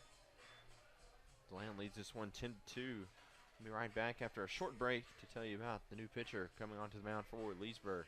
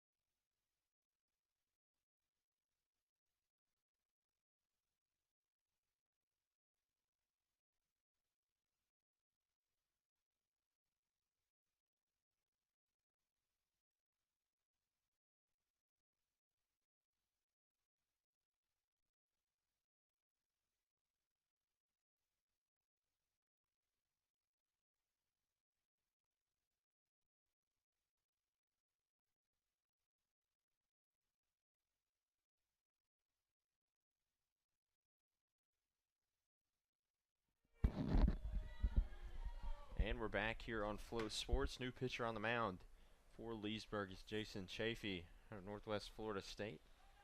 All-star reliever for this Lightning team. 2.25 ERA, and this will be his 11th appearance of the season. Has a save in 12 innings pitched, 11 strikeouts, 7 walks, and 8 hits. As that one's fouled off into the mitt by Corey Robinson for strike 1. Pitched on Thursday against DeLand. Retired 3 batters in 2/3 of an innings pitched. And that run rule loss to the Suns to open the series. That one misses to Robinson. Count runs even to 1-1. All Robinson been phenomenal tonight as well offensively, 2 for 3 with an RBI to run score.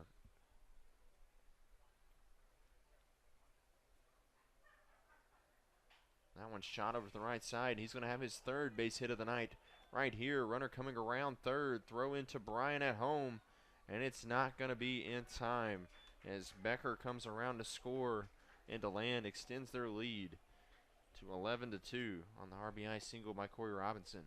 Another big inning for the Suns. They put up 3 here now to take their biggest lead of the day at 9 runs. They answer the first 2 runs to the ball game for Leesburg with 3 of their own. So they now lead this one by 9 runs here in the 6th as we're approaching potential run rule in the 7th. Set up again Kinsey Macombe the second, 1 for 3 with a run scored on the night so far. Chance to continue to add on with a runners on the corners for DeLand. Nice block there by Brooks Bryan. Could potentially brought in another run for DeLand.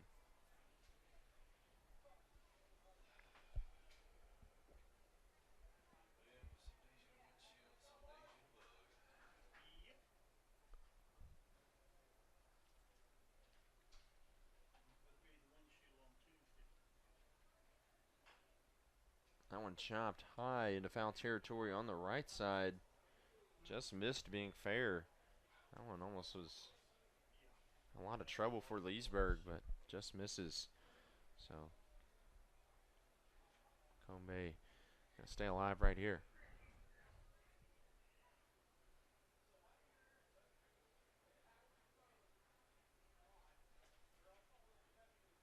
One pitch. Just misses there, 2-1.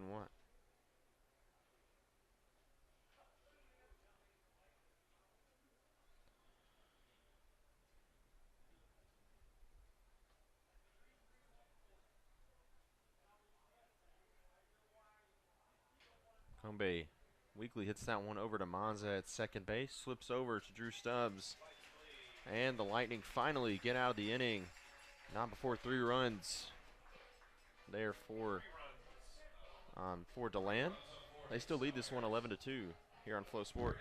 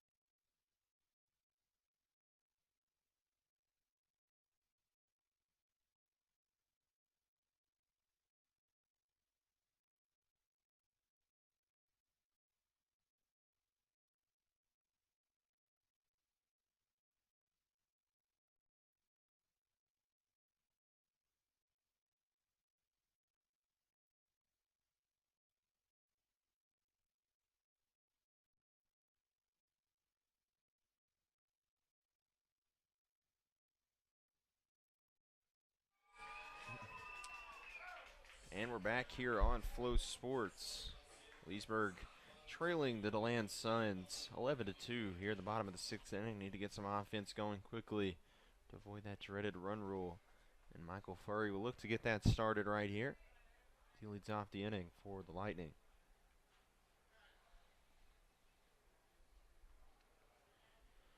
Oh for 1 with a hit by pitch as he grounds that one sharply over to Hairston at third. Strong throw. And it is just in time. What a pick there by Hughes for out number 1. Way to gather there from Hairston And what a throw to get the first out of the inning. Even after the initial bobble, a great job on both sides. Hairston keeping his composure, who did have a throwing error earlier in the game, and getting it over at least in the zip code of Logan Hughes to give him a chance to get a play on that ball. So one away now for Tyler Gertison. That one misses up and in. Gertison struggling tonight, 0 for 2 with 2 strikeouts.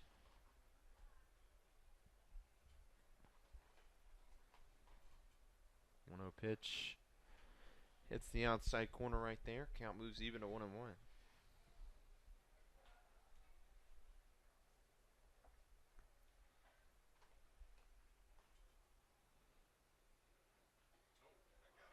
That one hits Gertison right there. So 1-out base runner now for Leesburg. Gertison almost always this season has found a way to get on base, and he does so right there. Yeah, it was nearly hit by one earlier. He had Bad, and Smith just keeps missing into that to the lefty. So it'll be Drew Stubbs now stepping in. One of the 2 base hits tonight for the Lightning. Both of those have been doubles so far, and he has one of them. 1 for 2 with a run scored so far in the ball game. That one, first pitch swinging by Stubbs, skied into high foul territory. Huge tracking, and he makes the catch. What a play there.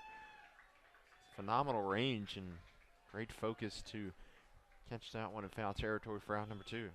Couple highlight plays for him in this inning. The scoop and then in the catch in foul territory, helping out Will Smith on the mound to had 4 walks in the 5th inning. So Joseph Mazza steps in now, 0 for 1. The run scored so far in the ball game. See if he can continue to work some magic for Leesburg here with 2 away.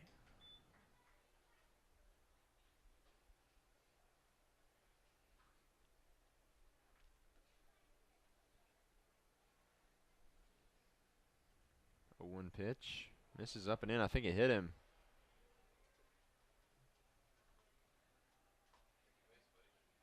I don't think Mazza realizes that he's throwing his hands up. Never seen someone argue that they were. I think I've seen the other way around. I'm not sure I've seen someone be mad that they got hit, but we're going to discuss it right here.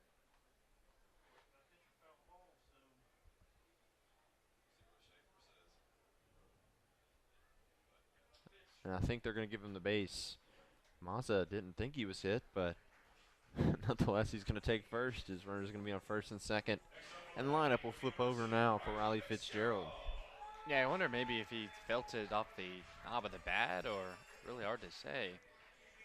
Just a very weird situation there. I don't think I've ever seen that.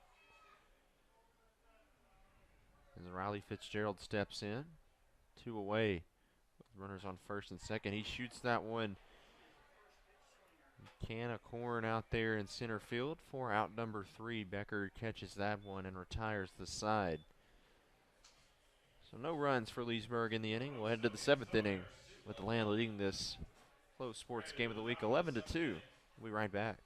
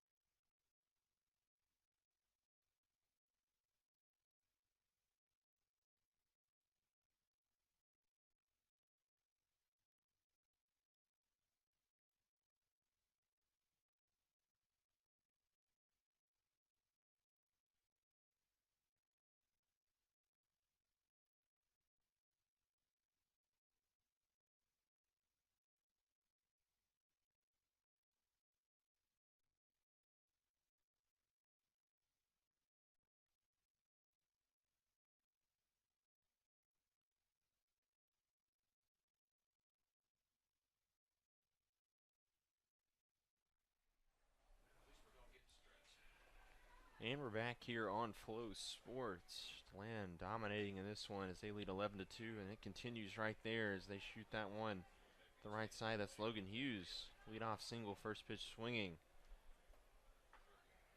15 hits now for DeLand, and I mean, Carter, how many of those just seem like they just sneak through the infield, get past a defender or two? I mean, just a matter of inches could very much probably be 7 hits, 8 hits, who knows? Yeah, definitely every break going the Suns' way here tonight and finding all the gaps in that Lightning defense. Been nothing short of phenomenal offensively against this Lightning pitching staff. Lightning by no means have thrown any of their slouches kind of pitching. I mean, it's all been very quality relievers and starters. We saw the all-star starter Riley Fitzgerald. We saw Brian Booley at a sub-2 ERA coming to the ball game, and now Chafee, who was another all-star. So 2 all-stars and a reliever with a sub-2 ERA, and they're still putting together 15 hits in this ball game so far, and they're going to have another one right here. Just looking like batting practice now for the Suns as they put runners on first and second with nobody out. Next up will be number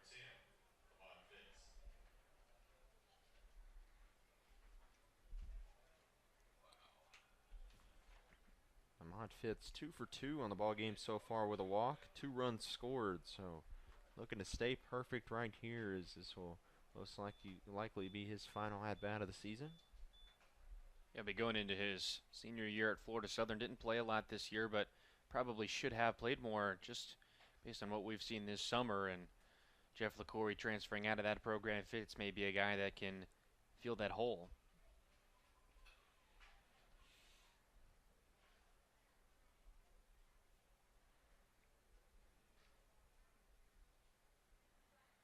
Fitz fouls that one off deep into foul territory on the left side. And he gets out of play, so the count moves even to 1-1. Suns getting within the area of a couple of their season high totals, offensive numbers, all the way back on June 12th. 17 runs, 19 hits, and a win over Sanford. They might get the hit number, probably not the runs. And that one swung on a miss by Fitz right there. The count moves to 1-2.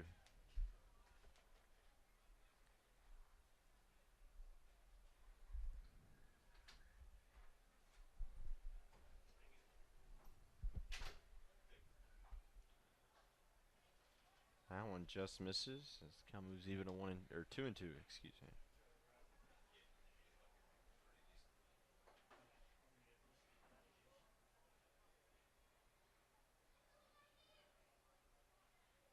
Two-two pitch. Inside. Runs the count now full. 3-2 to Fitz.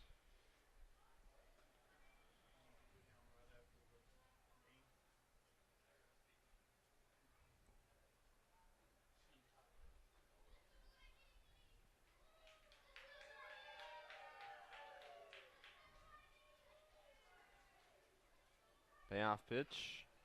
Another foul ball by Fitz, putting together a really good at-bat. Not laying over here even with the big lead. And Fitz didn't want to leave that call in the hands of the umpire. Didn't want to go down on strike, so just piecing it off of Jason Chafee. And we'll see another 3-2. Payoff pitch. Shot over to the right side and another base hit for DeLand. It'll be bases loaded now as Hughes is held up at third. So bases juiced now as doesn't get any easier with the lineup flipping over for Alex Rich and the Suns. 9-run lead. It was an immediate stop sign for Matt Swiderski. Obviously no reason to try and force the issue. So DeLand moving station to station on the play, and another big opportunity for Alex Rich, who did have a bases loaded walk back in the 4th.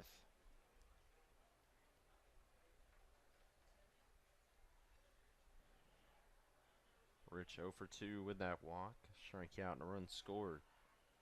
He chomps that one. Potential double play ball. Mazza steps on second, throws over to first, and they will get the double play. That was much needed. So 2 outs now, but a run does score, and 10-run advantage now for the Suns, and a runner still on third for Jesse De La Cruz. Yeah, no RBIs, but I think for DeLand, you don't need to put on a ton more runs. So just get one run across and a couple of outs, and the bottom half of this frame, Leesburg will be down to their final 3 outs to try and prevent a run rule. So they'll have at least a 2-run buffer, will the Suns. I want a called strike.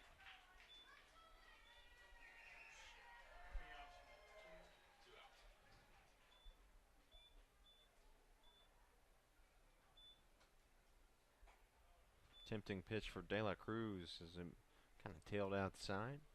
Holds up wisely. The count moves even to 1-1. So he's gonna shake off maybe a little bit of a tweak of a muscle or something right there. Not sure what's going on. I think he'll be all right. Coach Matt Swiderski gonna come in and check on him just to be safe.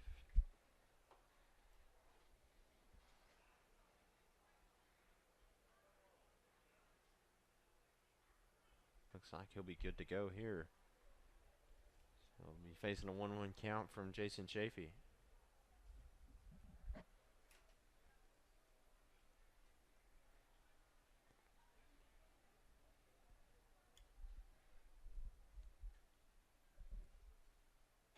That one tails outside once again. Good stop by Brooks Bryan with that runner on third. Saved a run. He's done that a couple of times. Really solid defender.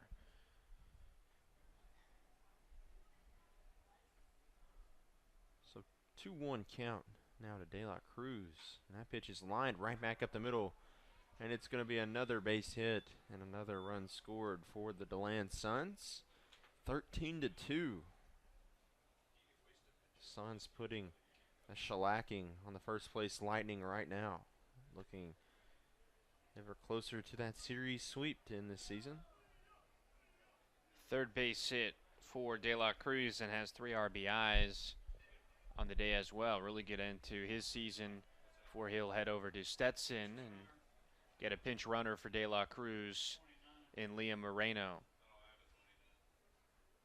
Liam Moreno going to be the pinch runner for DeLand. We saw De La Cruz tweak something a little bit during that at-bat, so that could be part of the reason right there.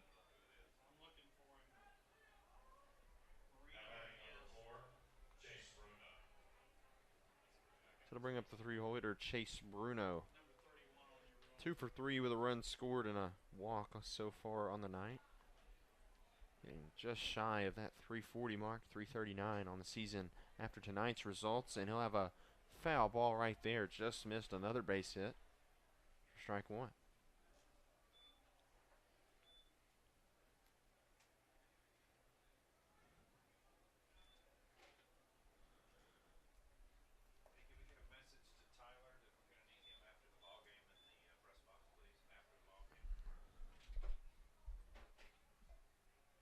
That one hit Bruno right there, and he'll take first base. So runners move to first and second now for Joseph Becker.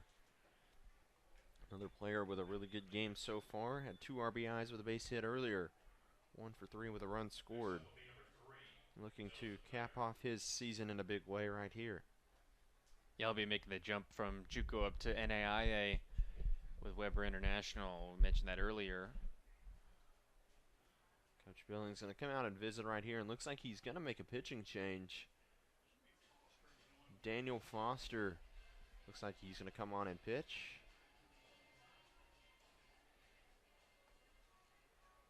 We're going to take a short break. Here is DeLand leads this one 13-2 in the 7th inning. Right back to tell you about the new pitcher for Leesburg.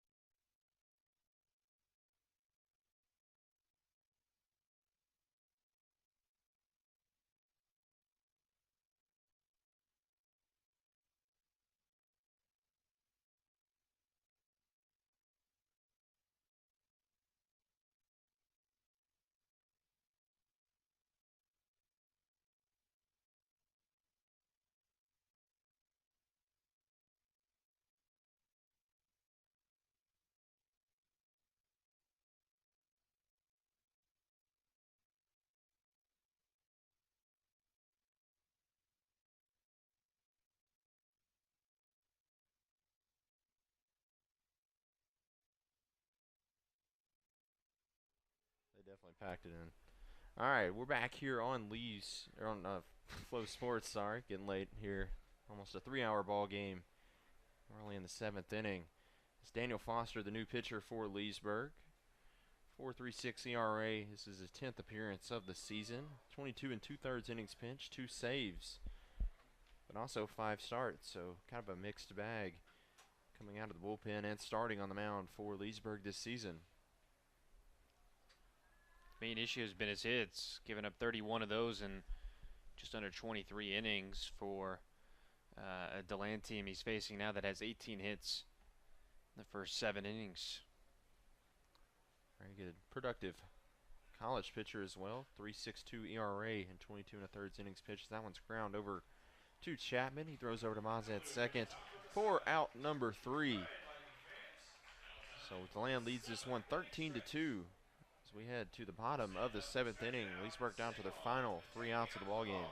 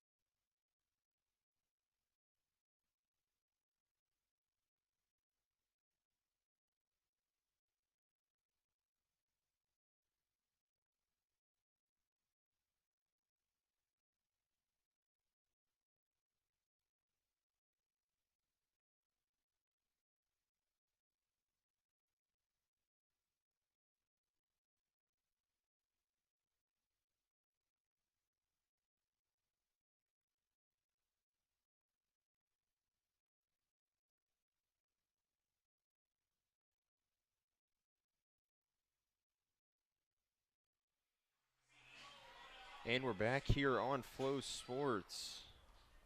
Leesburg Lightning down to their final 3 outs of the ball game. The run rule on the table as DeLand leads this one 13-2. And DeLand will turn to Ty Robertson to try and close it out. To get the final 3 outs of this ball game. He's 0-1 with a 1.28 ERA, his 6th appearance of the season. 7 innings pitched, 9 strikeouts, 9 walks, 7 hits. Pitched against Leesburg back on June 16th in an 8-6 loss. Pitched 3 innings, was very productive, only giving up 3 hits, no earned runs, only 2 walks. See if he can finish out the DeLand season on a high note right here. That one's in there. 1-2 now to Logan Chapman. Yeah, southpaw pitching for the first time in basically 3 weeks. Just trying to get everyone some innings here on the last day of the season. And Chapman lines that one into left field for his 2nd base hit of the night. So leadoff base hit for the Lightning, showing some signs of life possibly here in the 7th inning.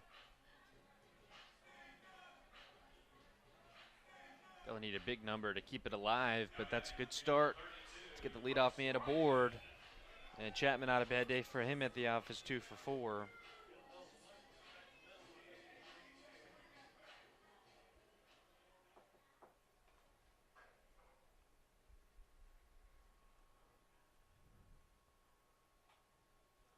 That one outside corner to Brooks Bryant, called strike. So 0-1.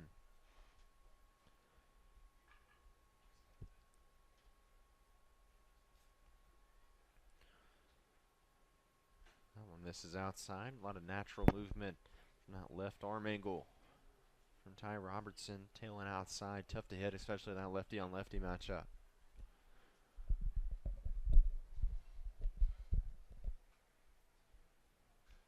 1-1 pitch. Another one outside. 2-1. Brian was the all-star starter for the West team at first base, playing catcher here tonight out of the Troy. He's a true freshman last year, hit .217 in 60 at-bats, 4 home runs in 12 RBIs. So looks to potentially be one of the up-and-coming players in that Troy program who made it to the NCAA tournament this past season.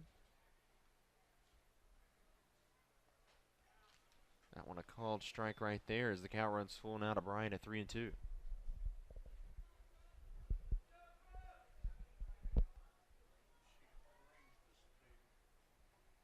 Payoff pitch. Swung on and missed by Bryant for strike 3. So Robertson gets the strikeout in the favorable lefty-on-lefty matchup. As Andrew Leidenbach now rolls in. Next up will be number 18, Drew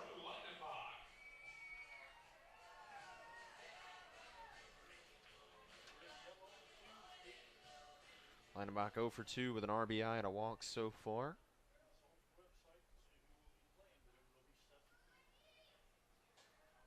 That one misses up high on the first pitch to Leidenbach out of North Florida. Hit .223 with 11 RBIs and 2 home runs and 94 at-bats for the Ospreys this past season. But he swings and misses on that pitch right there as the count runs even at 1-1.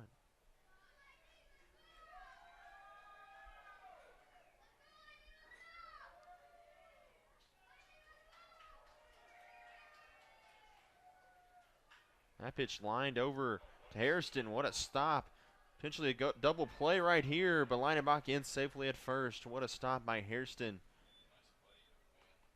And gets out number 2, gets the lead runner, but unable to be quick enough to get Leidenbach at first. Great play there at Hairston at third base. Good late season pickup for DeLand and continue to play very well in the Division II League when he wasn't in the lineup for the Suns. But he's going to be a great returning player at the State College of Florida next spring. So then to bring in Hector Mangwall, and he'll be the last hope for Leesburg here tonight. 0 for 3 with a couple of strikeouts, so struggled in this one to this point.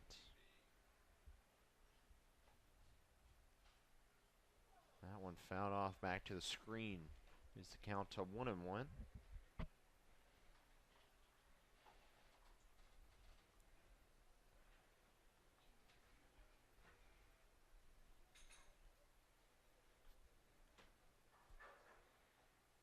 1-1 pitch in the dirt as the count moves now to 2-1 on Hector Mangwall.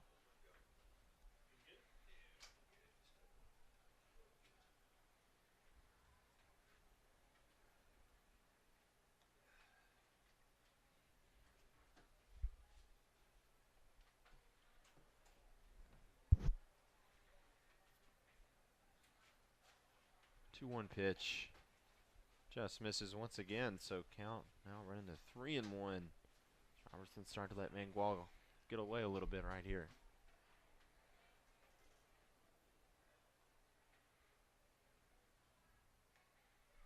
3-1 pitch.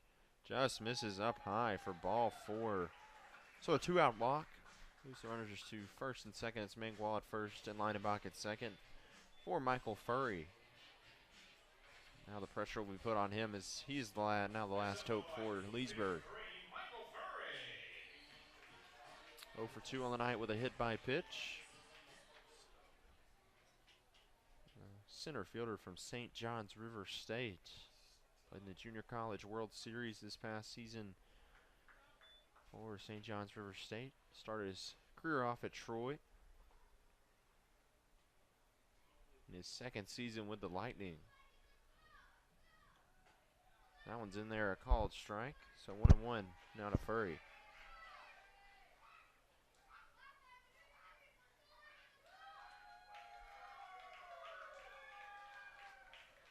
One pitch.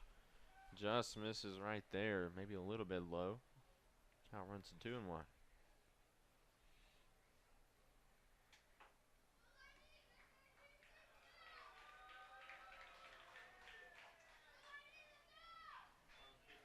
So 3-1. Now to Michael Furry. Robertson maybe losing his touch just a tad bit right here. Going to get that final out. Almost had it on the double play earlier. Potential double play earlier in the inning, but unable to get Drew Leinenbach. And there will be ball 4 right there. So the base is now loaded for Leesburg. And it looks like Coach Matt Swiderski is going to come out and have a quick visit with Ty Robertson right here with the bases loaded. Walks have been an issue for him this year. Now has 12 of them in less than 8 innings pitched. And message was quick, concise. Hey, just get one more out. Leesburg would need 4 runs right here to extend this ball game. So still no reason for a ton of concern. But Ty Robertson just needs to continue to attack the strike zone to get this final out of the inning. And into this ball game as Tyler Gertison steps in, 0 for 2 with a couple of strikeouts so far. So that hit by pitch. That one's up top. 1-0.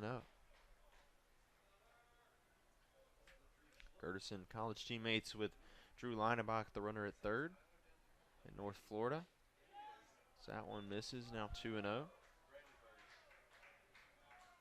Hit 200 in 100 at-bats last season for the Ospreys, 9 RBIs and 5 stolen bases. That one misses outside, so 3-0. Robertson really losing his touch right here to avoid his 3rd consecutive walk.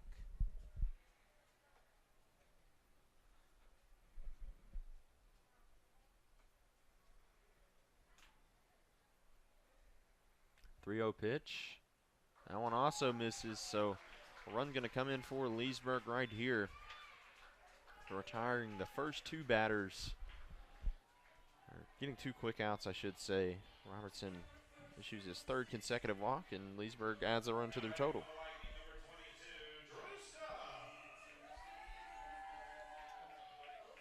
Seventh walk for Suns pitching tonight.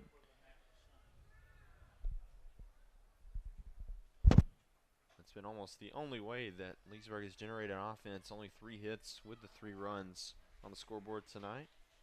Drew Stubbs, like we said earlier, does have one of them. That double back earlier in the ball game came around to score as well. So that one misses, 2-0.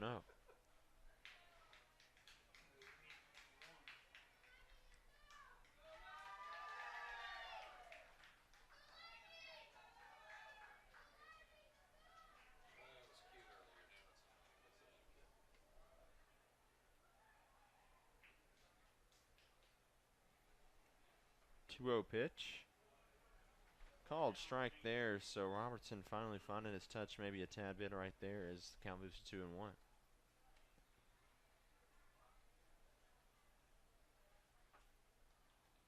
2-1 pitch to Stubbs. Misses once again there. It's now 3-1. No one warming up in the Suns bullpen. Obviously with the score and needing just 1 out to finish this game. 3-1 pitch right there for strike number 2. So Leesburg finally down to their final strike of the ball game. Runner's going to be on the move, however, right here. So base hit, extra base hit could potentially be dangerous. That one's found back. Stubbs staying alive. Count remains full.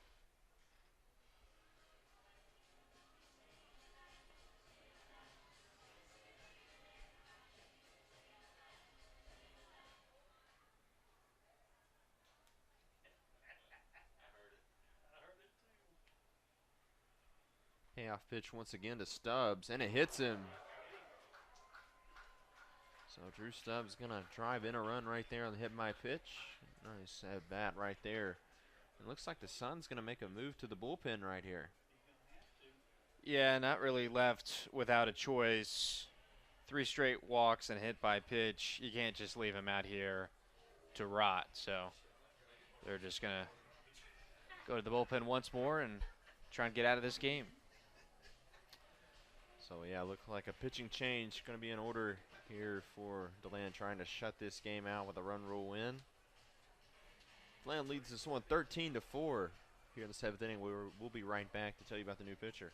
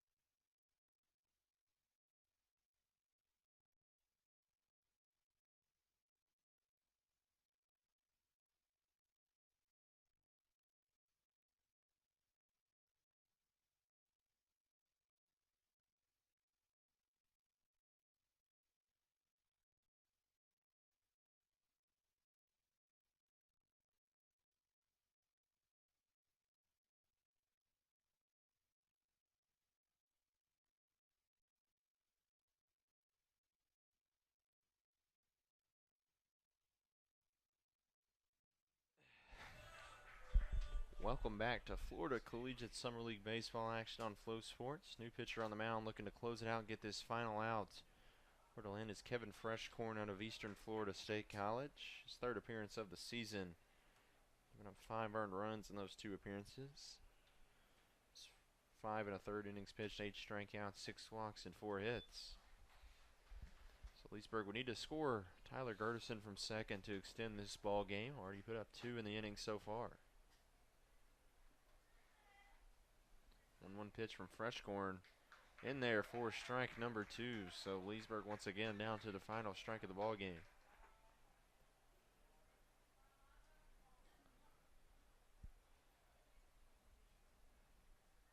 One-two pitch, and it hits Joseph Mazza on the 1-2 count.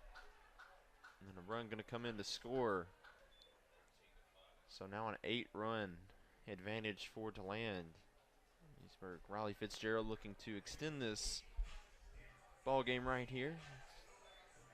Just need to bring in Gertison from third. So 10th man to come to the plate in this inning. They only have 1 hit. Just lack of control so far. So this one called strike to Fitzgerald. He's 0 for 3 with a walk here tonight. A 1 pitch, chopped over to second base. Going to be a tough play, and Fitzgerald in there safely. Another Stubbs coming in, but he's going to be thrown out. So 1 run does score. And it's going to extend this ball game right here. So 13-6, DeLand leads. We'll head to the top of the 8th inning here on Flow Sports.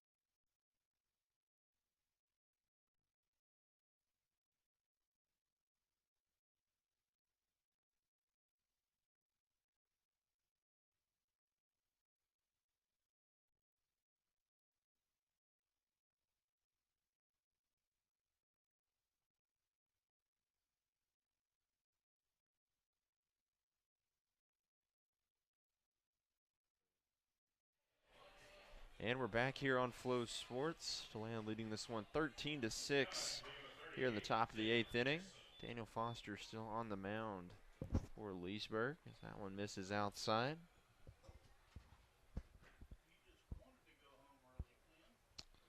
It's Hairston in the box now. He's 1 for 4 with an RBI and 2 strikeouts on the night so far. Several good defensive plays. Does have a throwing error, but it's also saved a couple outs for this DeLand team tonight. He lines that one back up the middle. Mangwall fields it on the short hop, but Stubbs unable to do the same. As that's going to be was a throwing error by Hector Mangwall, and a runner on first now for DeLand.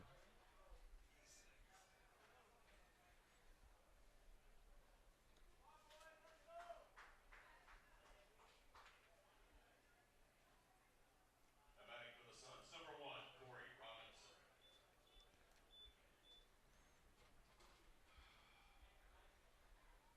So Corey Robinson now stepping in for the Suns. He has had himself a ball game here tonight. 3 for 4, 2 RBIs, a run score. Almost as good as you can get. Cap off your summer season. And he shoots that one pretty well hit out to center field. But Michael Furry fields it for out number 1. So a hard hit ball goes right to Furry. One away now for DeLand. Headed to the plate for the Suns, number 8, Kinsey McCombay. Bring in Kinsey McCombay. He's 1 for 4, the run scored on the night so far. Rollins College, the Division II national runners-up.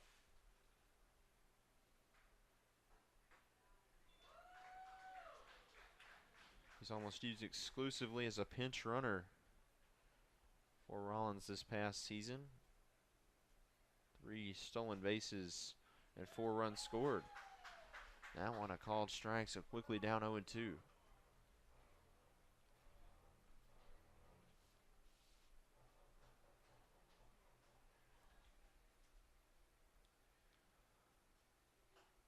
And that one swung on and missed by McCombay for out number 2. So Foster quickly 2 outs now. Logan Hughes will step in. Next up will be number 9, Logan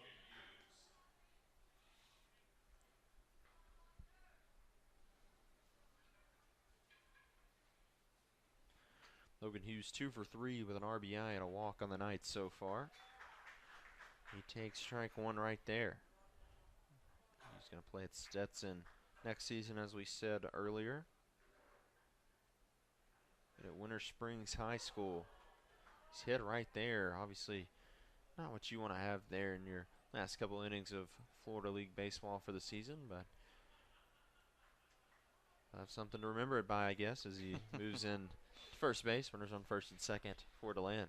Puts a big runner now in scoring position. If Suns can drive him in, get back that lead out to 8 and put the run rule possibly back in effect going into the bottom of this 8th.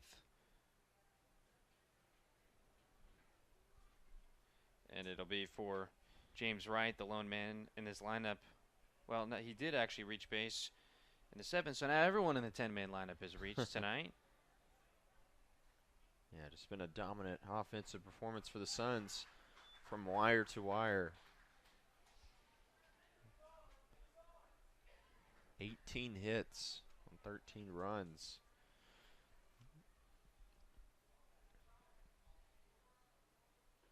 And that one outside just misses 2-1.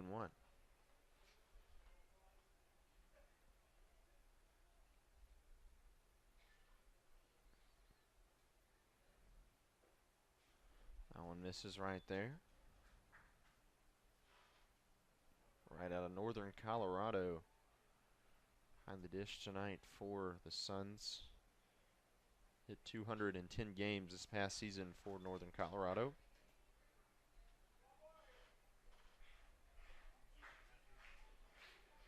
So counts even now at 2-2. 2 away. Runners on first and second for DeLand.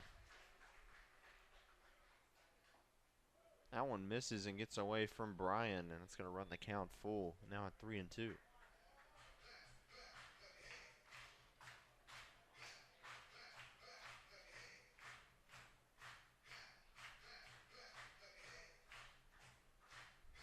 Action pitch, and it'll be on the move. Payoff pitch. Swung on and missed by Wright for out number 3. So a couple of runners left on for DeLand. They still lead this one 13-6 as we're headed to the bottom of the 8th inning here on Flow Sports.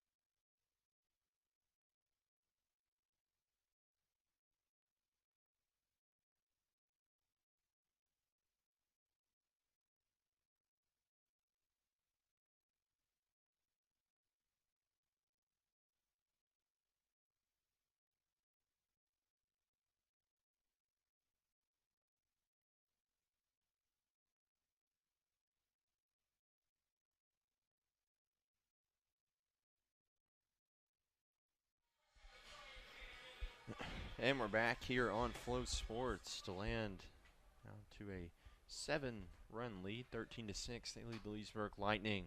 As it'll be Logan Chapman up now for Leesburg. He has 2 of the 4 hits for this lineup here tonight. He's been one of the constant forces in this Leesburg lineup. 2 for 3, 1 run scored and 1 walk. So that one grounded over to second base, flipped over first, and that'll be out number 1 very quickly here in the bottom of the 8th.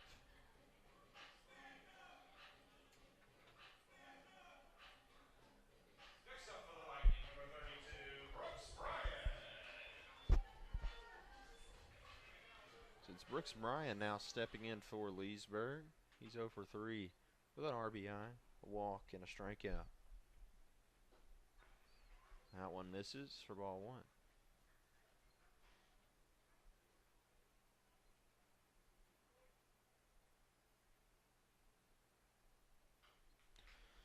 Bryan chops that one foul on the right side, pulls it just a little bit early, and weak contact for strike 1.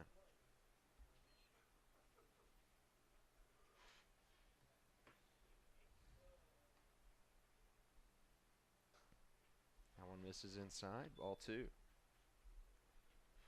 Bryan with a good amount of power was one of the 2 representatives in the home run derby for Leesburg. Him and Drew Stubbs teamed up a couple weeks ago in Sanford.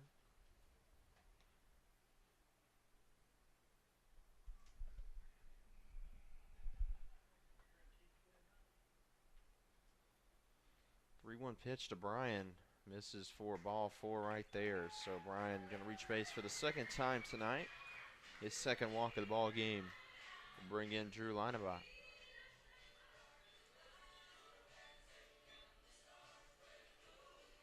Eighth walk for Suns pitching now.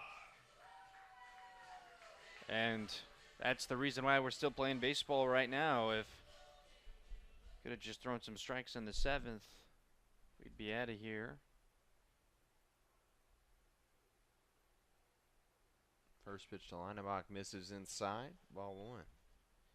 But perhaps DeLand, knowing this is their final game, they're not ready to go home yet. They want to spend a couple extra innings with their guys.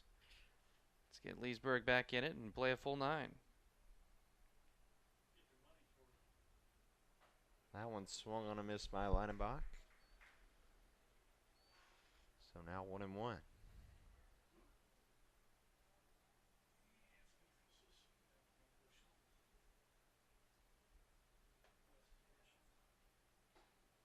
One pitch is also swung on a miss. So Fresh Corn counting the strike zone here, as he should, with this big lead for DeLand.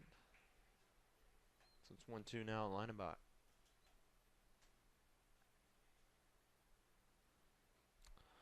And 3 straight swings and misses for Drew Linebach. Well, it's the second out here in the bottom of the 8th. Good work there by Fresh Corn.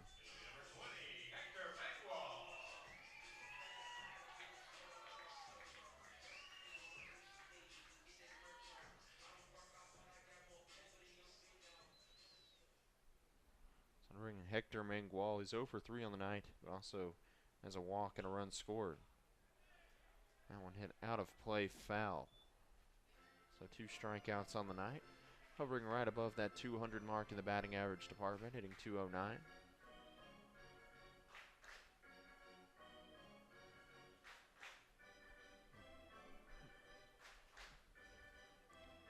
His last 2 seasons at Missouri, redshirted last year, played a little bit as a true freshman, but now in the transfer portal. Rio Grande, Puerto Rico native.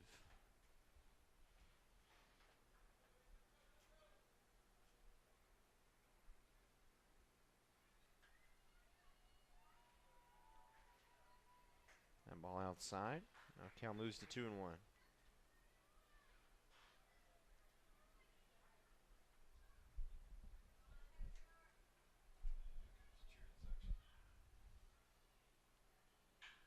That one smoked out to deep left center field, but right there is the left fielder to make the catch right in front of the wall. That ball hard hit by Mangual, but just not enough to get out of the ballpark. So that'll be out number 3 here in the bottom of the 8th. We'll head to the top of the 9th. DeLand leads this one 13-6. Listen, you're watching the Flow Sports Game of the Week.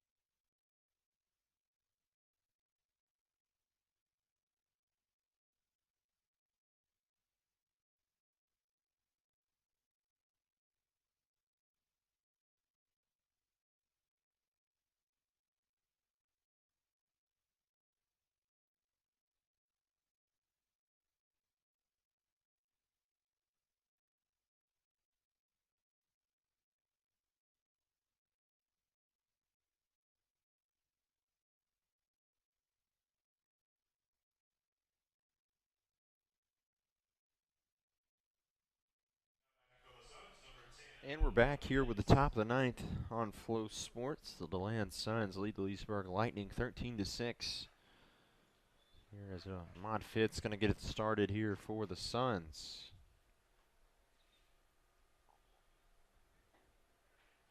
The 10-1-2 due up. Fitz having a phenomenal ball game so far. He's down 0-2 right here, 3 for 3. 2 runs scored and a walk.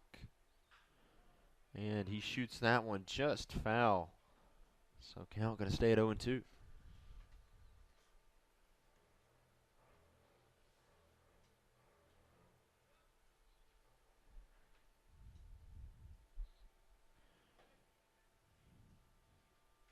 That one misses for ball 1.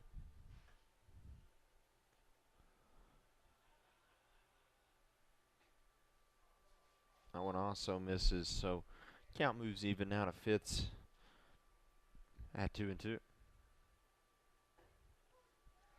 Called strike 3 on the outside corner to Fitz.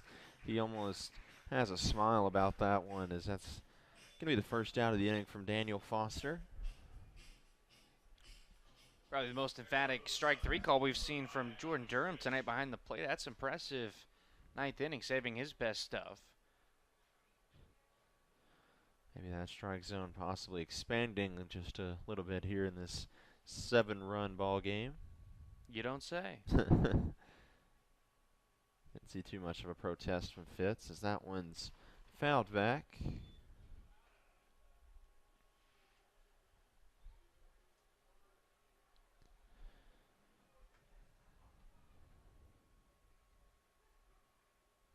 Rich 0 for 3 with also has an RBI to walk. Struck out once as well. They're entering as a pinch hitter earlier in the ball game.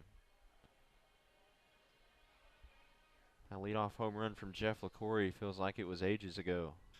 So that one's skied into shallow right field, but Mazza ranges back in to make the catch. So quickly 2 outs for Daniel Foster and the Lightning.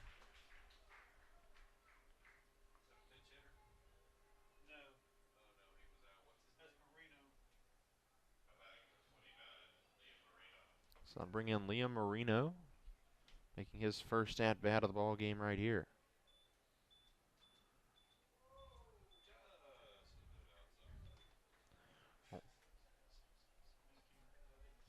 Only the second at-bat for Moreno on the season. It was a really, really late D2 call-up. And he smashes that one into the visitor's bullpen right there. Good contact, moves the count to 1-1. He played in the Northwoods League earlier this summer. He's from that area in Wisconsin, and that was his 3rd season in the Northwoods League, and then finished it out here in Florida. And he smashes that one to deep left field. That ball going back. And they called it a foul ball. That one would have been well gone. Just missed a home run there in his second at-bat in the Florida League. That would have been one way to cap off the Sun season right there. Yeah, it came off the wall, just foul. A couple of really long fly balls for him in this at-bat. So a 1-2 count now to Marino. Just misses him, I believe, right there. Almost hit him, but so count runs even now at 2-2.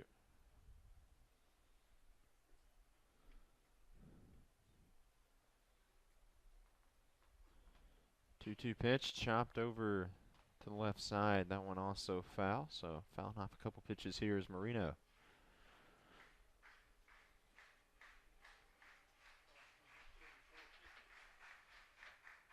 Time's called there. Foster almost had the ball out of his hand. You mentioned Moreno almost hit by that pitch. That would have been the 7th hit batter of this ball game. Leesburg just showing a lack of control here in this one. And that one skied into shallow left field. Going to be trouble coming on and falling right in the perfect spot in between 3 Lightning defenders. And that's going to be hit number 19 on the ball game for these Suns. Which ties their season high, and Moreno 1 for 1 in this game, and so he will register an official Florida League hit this summer, and the Suns' final inning of the year. So that'll bring in Chase Bruno. He's 2 for 3. One of 4 Suns players with multiple hits in this ball game. One's a strike, 0-1.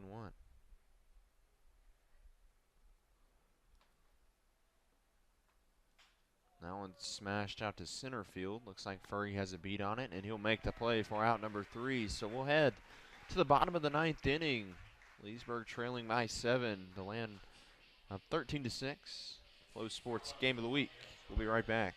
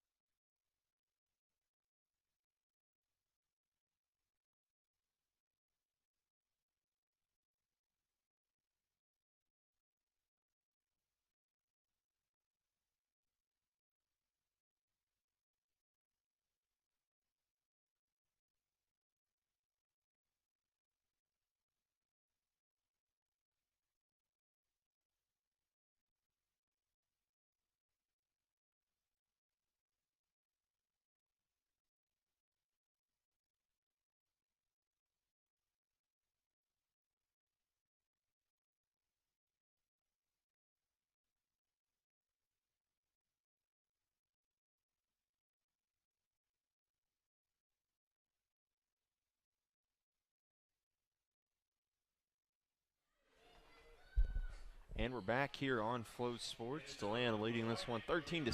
So they look to close out the season here for the Suns. In the bottom of the 9th inning, we'll get these final 3 outs. This will be fresh corn on the mound for DeLand. We'll see what he can do. Maybe possibly close this ball game out.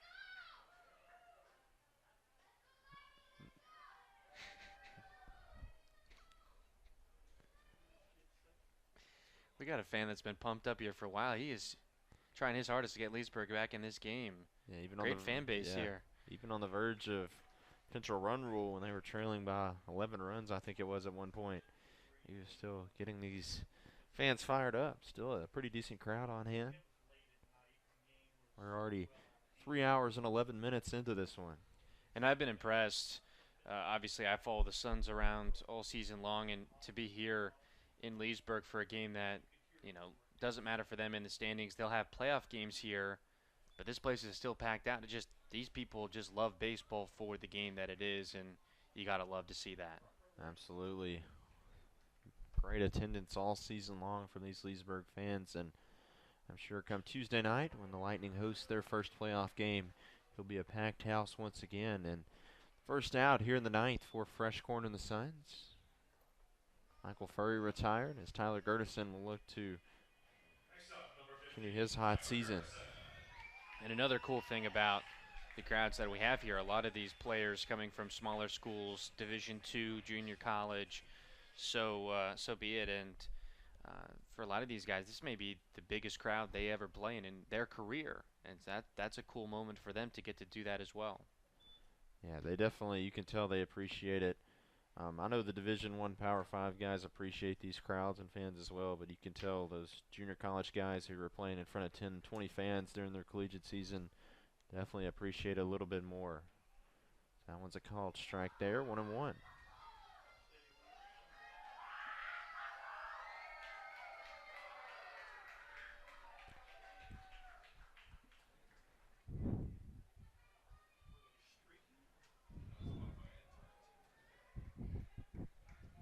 A 2-1 count now on Gertison.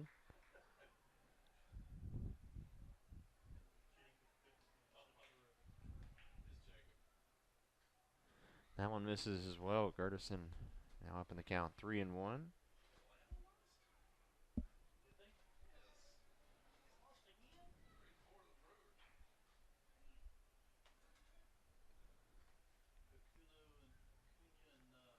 Three-one pitch right in there for strike two. Gertison almost started flipping his bat back to the dugout, but nevertheless going to have to get back in the box and at least one more pitch. It's 3-2 count. Payoff pitch is skied into right field. Looks like Fitz is coming on, and he slides and makes a really nice athletic catch for out number 2. So phenomenal play by Ahmad Fitz in right. Makes it 2 outs now for DeLand. Yeah, he's had a few of those plays this season. Is great in center field as well. Obviously has lots of range, but when you get him on those plays near the line, that kind of seems to be his specialty as a defender. And showed it off right there with the feet first slide.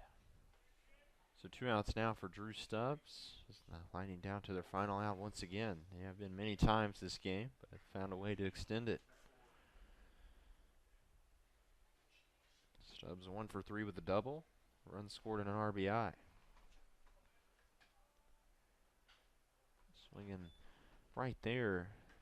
Just barely gets a piece of it. 1-1 count.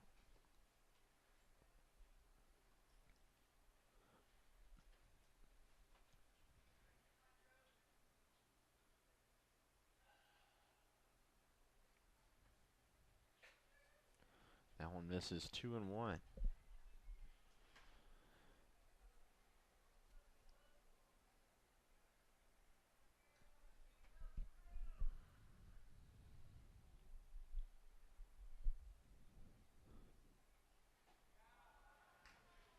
And he swings and misses right there for strike 2. So a 2-2 count. And once again, Leesburg down to their final strike here of the night.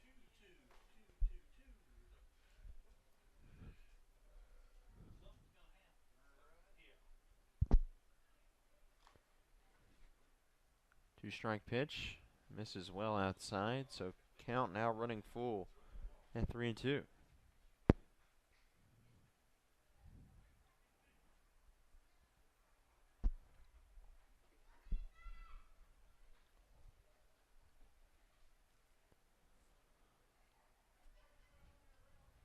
Payoff pitch.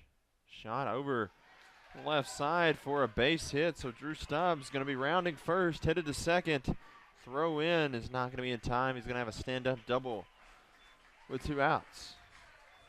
His second double of the day. Both hits have been extra bases. Gives Lightning some life with 2 out.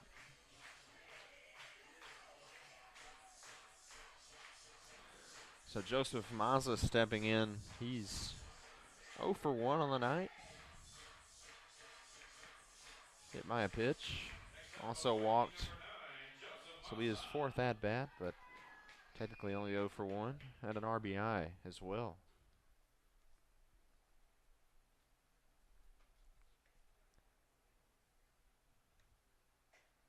That one upstairs, 1-0 now to Mazza.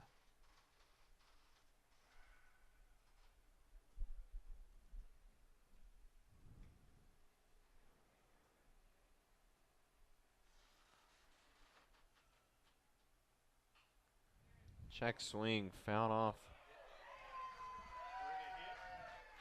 I think he hit the light pole over there.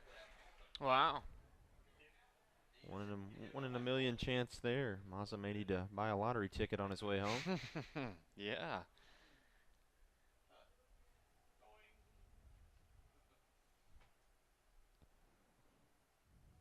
1-1 count. And that one gets by back there to the backstop as Stubbs moves over to third. Count runs to 2-1.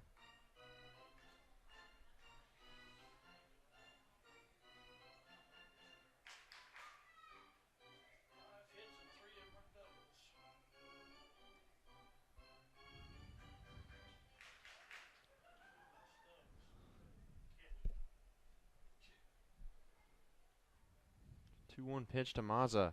Shot over to the left side, and that looks like it'll be another base hit. So Lightning continue to fight and keep this game alive. They cut the DeLand lead to 13-7 here in the ninth, and Riley Fitzgerald will be up as the lineup flips over. He picked up his first hit of the game with an RBI knock in the seventh. So 2 hits on the year for him, and I'm sure Leesburg would love to see one of their better pitchers come through again with the bat. We talked about LaCorey. Now his solo home run feels like ages ago. It feels like ages ago since Riley Fitzgerald was on the mound. He started this game pitching for Leesburg, and here we are 3 hours and 20 minutes later, and he's in the batter's box.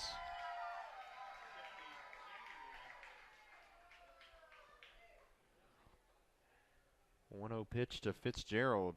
Skied into foul territory. Hairston tracking and makes the catch for the final out of the ball game. DeLand wins this one 13-7. It just was an offensive explosion in what will be their final game of the Florida League season. 19 hits, 13 runs, only 1 error, and they held Leesburg to 7 runs on 6 hits. William, this is capped off a really good later part of the season for DeLand. Obviously, just got it going a little bit too late. Leesburg heading into the playoffs as the #1 seed in the Florida League. Talk about, just kind of reflect on DeLand's season, and I know you followed them, and this kind of ends your run with them, and then maybe talk a little bit about Leesburg heading into the playoffs. Oh yeah, for DeLand, a 3-game sweep of the league's best team. I think there are no moral victories, obviously, in sports, but that is something that you kind of take some pride in on the way out, that you do go out on a win, which is important. They'll finish 13-19 on the campaign. And I asked pitching coach Mike Powers, who is known across this league. He's done it for a long time, and he's one of the bigger personalities in baseball that I've ever come across. And I asked him his thoughts on the season, and the #1 thing he said that stood out to him is just, as the year went on, hanging out in the locker room during all those weather delays and all these long days together in the dugout and whatnot, they just started to come together as a team. And it sounds kind of corny and a cliche, but this is a summer that these guys will take with them probably forever. There's nothing quite like this. Coming together with a bunch of college guys that you've never met. You play 36 games over 2 months, and then you never see them again. And there are bonds that are formed, and lots of guys that don't play in college a lot that got some time to get some reps and get better. Had a pitcher that was honored today here, Zach Austin, who pitched 7 innings for UCF in the spring. He did enough here in this league to get signed by the Atlanta Braves. That's what this league is about as well, and that was a great moment too. So they gave it a fight. They needed some help from Winter Park to beat Orlando and couldn't get it. That was really the only thing, but if not for that, the Suns would be in the playoffs. And on the other side for Leesburg, they've got kind of a sour taste in their mouth. That could work in their favor, though, if they can come into next week pissed off, so to speak, just really trying to reassert their dominance. They'll play the winner of the play-in game, which will be either Orlando or Winter Park. So sky's the limit for them. They beat the Suns the first 4 times this season. They look like the team to beat to me, top to bottom down the lineup. They steal bases. They've got pitching depth. And if they can get Santiago and a couple of those guys back next week, I really think they should be in good shape. DeLand defeats Leesburg 13-7 here in the regular season finale of the Florida League. Like we said, Leesburg will be back in action. They'll have home field advantage in the playoffs. It'll be Tuesday night. They'll be in action 7 p.m. at Pat Thomas Stadium.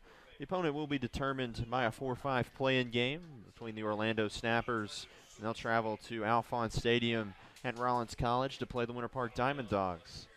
William Haynes, I'm Carter Mansfield. Thank you for joining us tonight. Make sure you tune in for the Florida League playoffs all next week.